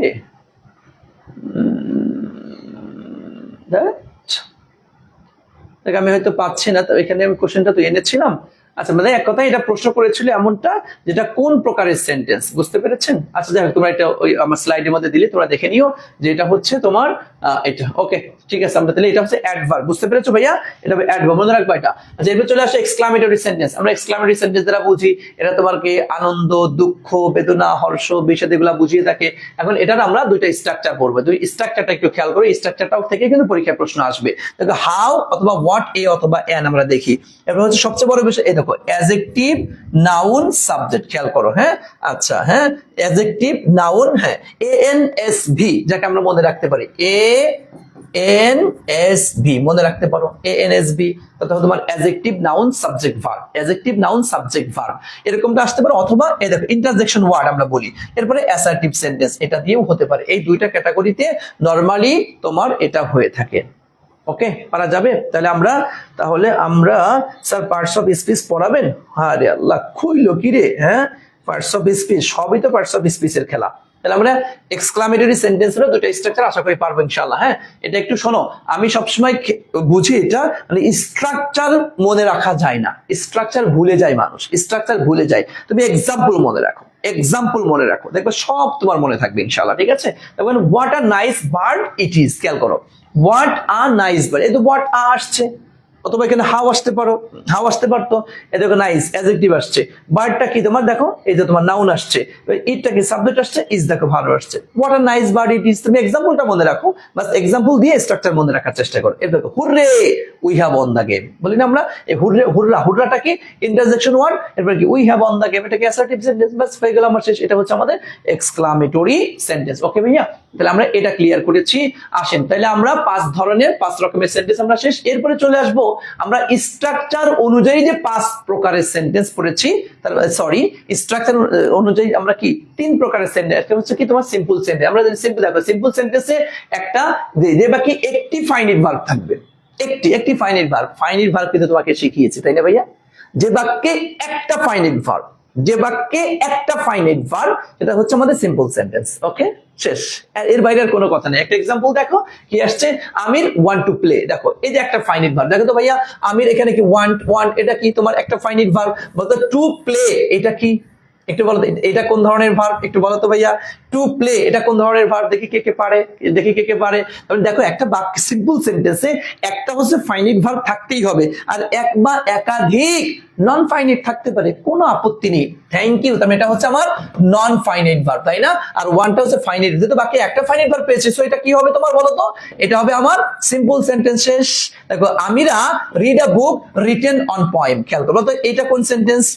অনেক সময় দেখবে সিম্পল সেন্টেন্স এরকম ওরে বাবা 3-4 লাইন 5 লাইন 7 লাইন ধরে আছে, 3 লাইন 4 লাইন 5 লাইন 7 লাইন যাই হোক না কেন, তুমি শুধু খেয়াল করবা ফাইনাইট ভার্ব আছে কয়টা, তুমি শুধু খেয়াল করবা ফাইনাইট ভার্ব আছে কয়টা। যদি ফাইনাইট ভার্ব একটা থাকে সিম্পল সেন্টেন্স। ওকে শেষ, পারা যাবে না ভাইয়া? এদিকে Amira read a book written on poem. আচ্ছা বলো তো এই যে রিটেন এটা কোন ভার্ব, বলো দেখি কে কে পারে, বলো রিটেনটা কোন verb.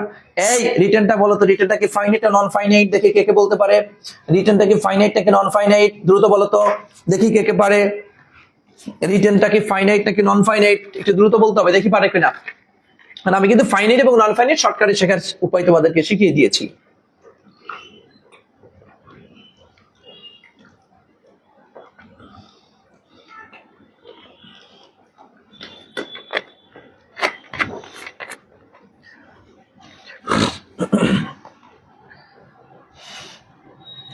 Thank you so much. আলহামদুলিল্লাহ আমরা নন ফাইনাইট পেয়ে গিয়ে, তাহলে সিম্পল সেন্টেন্স শেষ। এর বাইরে আহামরি কথা তেমন কিছুই নাই ভাইয়া। আচ্ছা এরপর চলে আসো, আচ্ছা তোমার কমপ্লেক্স সেন্টেন্স।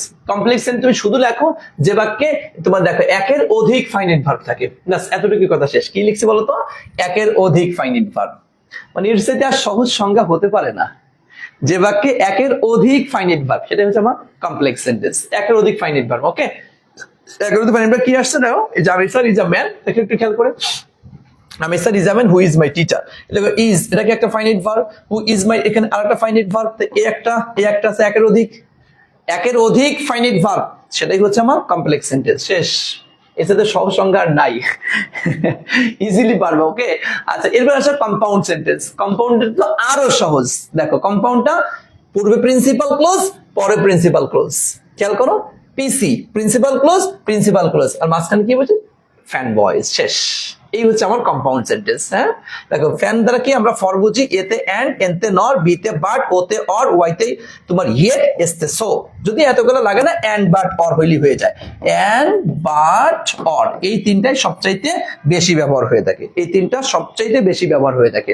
কম্পাউন্ড সেন্ট দেখো তুমি, প্রিন্সিপাল ক্লোজ, মাঝখানে ফ্যান বয়েজ থাকবে, শেষ। ভাই এর সাথে বড় আর কি আছে? এখন তোমার হয়তো স্যার আমি তো ক্লোজ বুঝি না, ভাই ক্লোজটা যেহেতু ক্লোজের উপরে আলাদা ক্লাস হবে, ওই ক্লোজের ক্লাসটা করার পর তোমার কাছে দেখবে একদম ক্লিয়ার হয়ে গিয়েছে। তাহলে এখন দেখো তো ভাইয়া, আমি সিম্পল কমপ্লেক্স কম্পাউন্ড যেটা নিয়ে তোমার সবচাইতে বেশি আতঙ্ক, সেটাই দেখো কত সহজে বুঝিয়ে দিলাম। তোমার প্রিন্সিপাল, তোমার একটা ফাইনাইট ভার্ব তো সিম্পল সেন্টেন্স, একের অধিক ফাইনাইট ভার্ব তো কি কমপ্লেক্স সেন্টেন্স, পূর্বে প্রিন্সিপাল ক্লোজ, পরে প্রিন্সিপাল ক্লোজ, মাঝখানে ফ্যান বয়েজ অথবা অ্যান্ড বাট অর থাকলে সেটা কম্পাউন্ড সেন্টেন্স। আমরা কি সিম্পল কমপ্লেক্স কম্পাউন্ড চিনবো ভাইয়া? একটু আমাকে বলো, আমরা কি সিম্পল কমপ্লেক্স কম্পাউন্ডকে আমরা চিনবো? একটু আমাকে বলো, সিম্পল কমপ্লেক্স কম্পাউন্ডকে আমরা চিনবো ভাইয়া? একটু বলো তো, চিনবো কিনা একটু বলো। চিনবো, একটু দ্রুত বলো। ওকে, তাহলে থ্যাংক ইউ। তাহলে আমরা আশা করি চিনবো। এখন কিছু কোশ্চেন আমরা অল ওভার কিছু কোশ্চেন অ্যানালাইসিস করে ফেলে দেখতে পারি কিনা। আ সেন্টেন্স ইজ আ, দেখো একটা সেন্টেন্স, এটা স্বরাষ্ট্র মন্ত্রণালয়ে এই প্রশ্নটি আসছিল। আ সেন্টেন্সটা কি হয়? এটা কি গ্রুপ অফ ওয়ার্ডস, নাকি group of words that makes a complete sense, একটা পরিপূর্ণ একটা সেন্স তৈরি করে, কালেকশন অফ ওয়ার্ডস নাকি পার্ট অফ প্যারাগ্রাফ, কোনটা হবে বলো তো ভাইয়া? একটু দ্রুত অ্যান্সার করো, তোমরা দ্রুত অ্যান্সার করতে হবে। এই তো আমরা মোটামুটি শেষের দিকে চলে আসছি, লাস্ট ফিনিশিং দিয়েই দেখবে যে একদম এ টু জেড আজকে ক্লাসে কি কি পড়ানো হয়েছে ক্লিয়ার আমাদের একটা ধারণা চলে আসবে ইনশাআল্লাহ। ওকে ভাইয়া, থ্যাংক ইউ সো মাচ। আসলেই যেমন দেখো আমার পেজের নাম কি দিয়েছেন, ইজি ইংলিশ। কেন? কারণ আসলে আমার কাছে ইংলিশটা সহজ লাগে, ইজি লাগে। হ্যাঁ ইজি লাগে, কিন্তু ভাইয়া আমি যদি তোমাকে সংজ্ঞা ধরে মুখস্থ করাইতাম, এটার মানে এটাই মুখস্থ করার সংজ্ঞা, তাহলে তোমার কাছে কিন্তু কঠিন লাগতো, তখন এটা হার্ড ইংলিশ হইতো। আসলে ইংলিশটা আমি এই টেকনিকে পড়ি এবং পড়াই বিধায় ইজি লাগে, এজন্য আমার পেজ এবং ইউটিউব গ্রুপ সবকিছুর নাম দিয়েছি ইজি ইংলিশ। বুঝতে পেরেছেন? অনেকে অনেক প্রশ্ন করে, স্যার আপনার গ্রুপের নাম ইজি ইংলিশ কেন? অ্যান্সার পেয়ে গেলাম। তাহলে অ্যান্সার করে 2 নম্বর, তাই না? এবার দেখি আসছে সাবজেক্ট মিন্স, দেখো সাবজেক্ট কাকে বলি আমরা? ইবি তথা ইসলামী বিশ্ববিদ্যালয় 2005-6 সেশনে কোশ্চেনটি আসছিল। দেখো সাবজেক্ট মিন্স, সাবজেক্টটা কি? এজেন্ট অফ সেন্টেন্স, সেন্টেন্স একটা এজেন্ট হিসেবে কাজ করে। The preceding of the adjective, the modifier of the sentence, তারপরে the syntax of the sentence, কোনটা হবে? ডেফিনেটলি এজেন্ট অফ সেন্টেন্স, তাই না? এটা বোঝাই যায় কোনটা হবে কিনা হবে। দেখো এরপরে which of the following is an assertive sentence, বলো অ্যাসার্টিভ। দেখো মেডিকেলে কোশ্চেনটি আসছিল, অ্যাসার্টিভ সেন্টেন্স কি হবে বলো তো ভাইয়া? আই ফিল আ লিটল, কি তোমার হিউমিলিটেড আছে। দেখো এই যে সাবজেক্ট ভার্সে subject verb object. Okay, she was a very talkative, এটা বাকি সবই তো মনে হচ্ছে। ওকে, তাহলে অ্যানসার কি? ABCD, সবের নিচে মানে আরেকটা অপশন এরকমটা ছিল, ABCD সবগুলাই এটার অ্যানসার আমরা গ্রহণ করতে পারি। ওকে, এরপর দেখেন অ্যান অ্যাসার্টিভ সেন্টেন্স মিন্স, দেখেন অ্যাসার্টিভ, এই যে অ্যাসার্টিভ সেন্টেন্সের অর্থটা কি বোঝায়?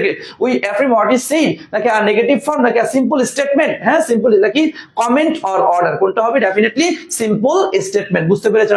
একটু মাথা ঠান্ডা করে দেখলে পারবেন ইনশাআল্লাহ। Choose the correct interrogative. দেখেন ইন্ট্রোগেটিভ সেন্টেন্স কি আসছে? Will you go to park, হবে এটা? হবে কিনা? You will go to park হয়, প্রশ্নই আসে না।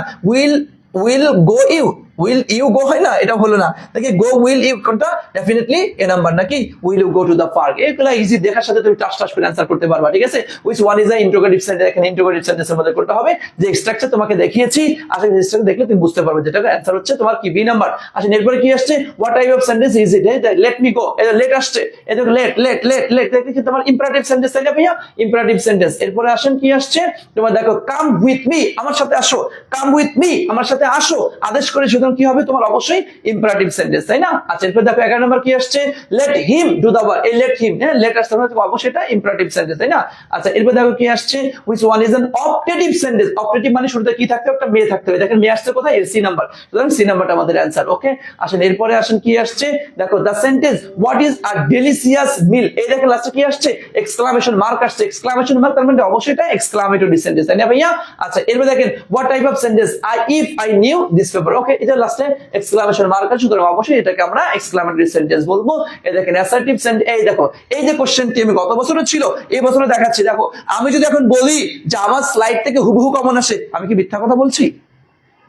বলো, আমি যদি বলি এটা তো, কারণ এই কোশ্চেন আমি গত বছরে দিয়েছিলাম, এবছরে দিয়েছি। আমি যদি বলি যে আমার স্লাইড থেকে হুবহু কমন আসে, মিথ্যা? মিথ্যা এটা? অনেক কোশ্চেন চট্টগ্রামে গত বছর 5টা না 6টা কোশ্চেন আমার স্লাইডের একদম হুবহু এক্সাম্পল চলে আসছে। এটা আমার এত কৃতিত্ব না, আমার কৃতিত্ব হচ্ছে এইটুকু, আমি ধরতে পেরেছি, বুঝতে পেরেছি এই টপিকের এই জায়গা থেকে, এই মাইন্ডকে চিপাই থেকে, এই চিপাই চাপাই থেকে ইউনিভার্সিটি কোশ্চেনটা করতে পারে, এইটা ধরতে পাওয়াটা হচ্ছে আমার ক্রেডিট। কমন ফেলানোটা আমার ক্রেডিট না।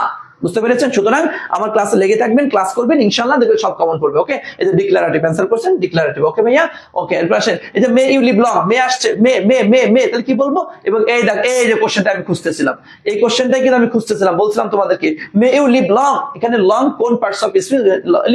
লং হতে পারে, যে মে হতে পারে, এটা হচ্ছে আমার অ্যাডভার্ব। ওকে ভাইয়া, থ্যাংক ইউ সো মাচ, আশা করছি বুঝতে পেরেছেন। এই যে হ্যাভ আ গুড ডে, এটা কোন ধরনের sentence? Have a good day, তোমার দিনটা ভালো যাক, দোয়া করেছো, তাহলে কি হবে? অবশ্যই অপটেটিভ সেন্টেন্স, তাই না ভাইয়া? আচ্ছা, এরপরে তোমার কমপ্লিমেন্ট কতবার শিখিয়েছি, এটা এক্সাম্পল আমরা ক্লিয়ার করেছি। সব মিলে দেখো আমরা টোটালটা ক্লিয়ার করলাম। ফার্স্ট ক্লাস, এখন একটু মনোযোগ দিয়ে আমাদের কথা শুনতে হবে। দেখে আমাদের কি আসছে, টোটাল কথাগুলো মনোযোগ দিয়ে শোনেন। আমরা প্রথমত, আপনি কান্না করলেন, তাই না? আপনি মাত্র জন্মগ্রহণ করেছেন, কান্না করছেন, তাই না? এমন একটা অবস্থা।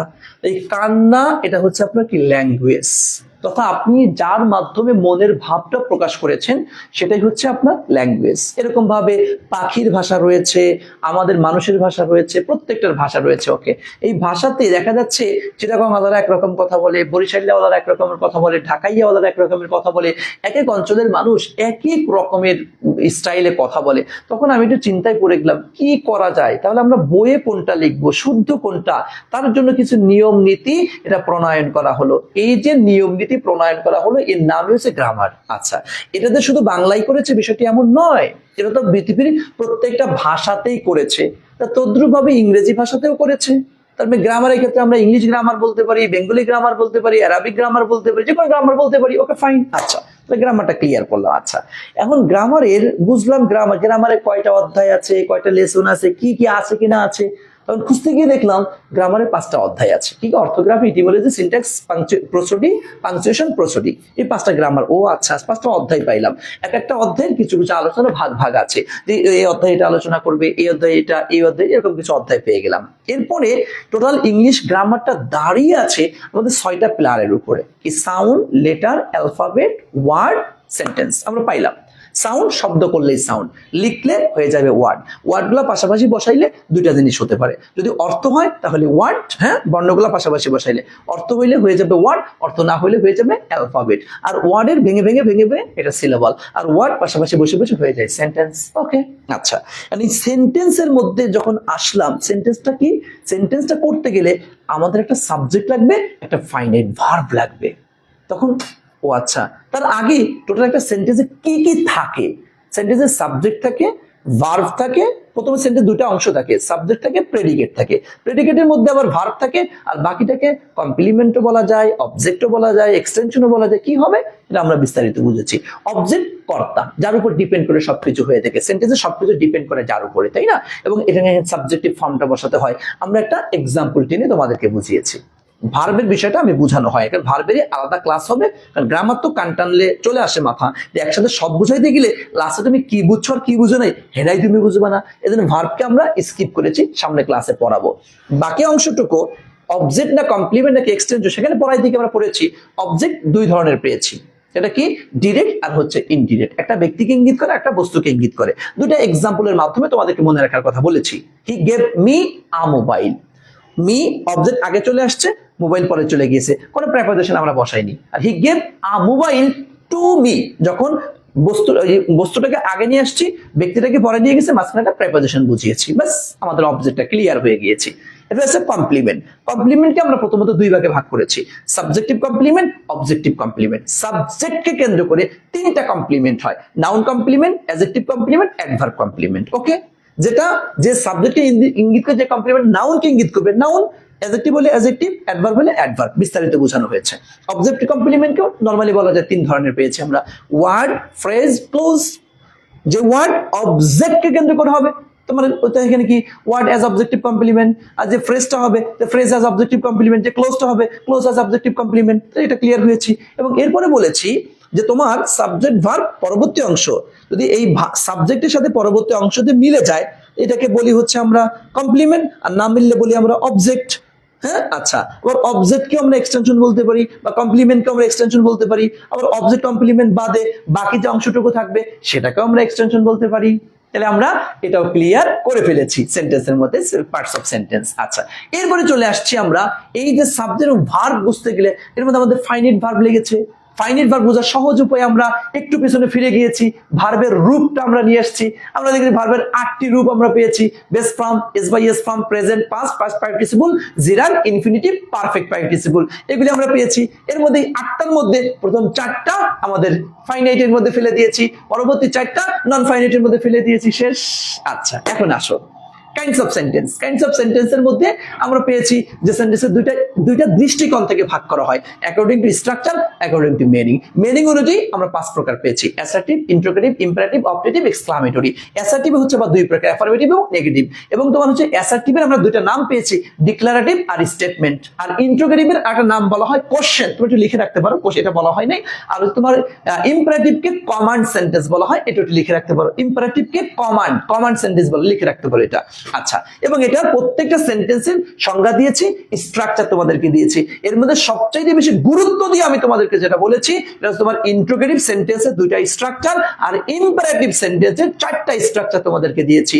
এই ইন্টারোগেটিভ আর ইম্পারেটিভ ভাইয়া very very very very very very important. পরীক্ষায় প্রচুর পরিমাণে এখান থেকে কোশ্চেন আসবে, বিশেষ করে রাজশাহীতে প্রতি বছর একটা প্রশ্ন তোমার কমন, আজকের ক্লাস থেকে বাংলাদেশের যে কোনো ইউনিভার্সিটি তোমার 1টা অথবা 2টা কোশ্চেন পাবাই তুমি ইনশাআল্লাহ। আজকে ক্লাসের ফার্স্ট টু লাস্ট যদি তুমি বুঝে থাকো ইনশাআল্লাহ। হ্যাঁ, আচ্ছা, এরপরে আমরা চলে আসছি স্ট্রাকচার অনুযায়ী। Simple, complex, compound. সিম্পলের ক্ষেত্রে বলেছি একটা ফাইনাইট ভার্ব থাকবে, মাত্র একটা ফাইনাইট ভার্ব থাকলেই তাকে আমরা বলে দেব সিম্পল সেন্টেন্স, শেষ।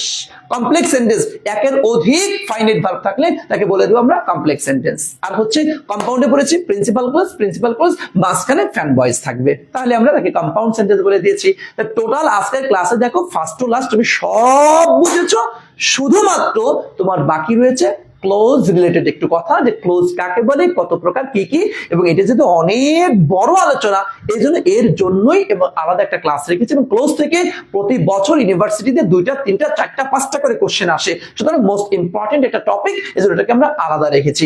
এখন তুমি মন থেকে সত্যিকার অর্থে একটা কথা বলো, ফার্স্ট টু লাস্ট যারা ক্লাসে ছিল তারা আজকের ক্লাসটি তুমি কে কত পার্সেন্ট বুঝেছো, তোমার কাছে কেমন কি লেগেছে একটু কমেন্টস এখন এখানে জানিয়ে দাও। আর হচ্ছে আমি এখনই ক্লাসটি শেষ করার পরেই আমার পেজ থেকে, ইজি ইংলিশ পেজ থেকে একটা পোস্ট করব যে আজকের ক্লাস 1টি তোমার কাছে কেমন লেগেছে, জাস্ট একটু কথা তুমি জানাই দিও। বলো, কোনো বোঝাই, কোনো ঘাটতি, কোনো ঝামেলা, কোনো কিছু আছে একটু আমাকে বলো তো ভাইয়া।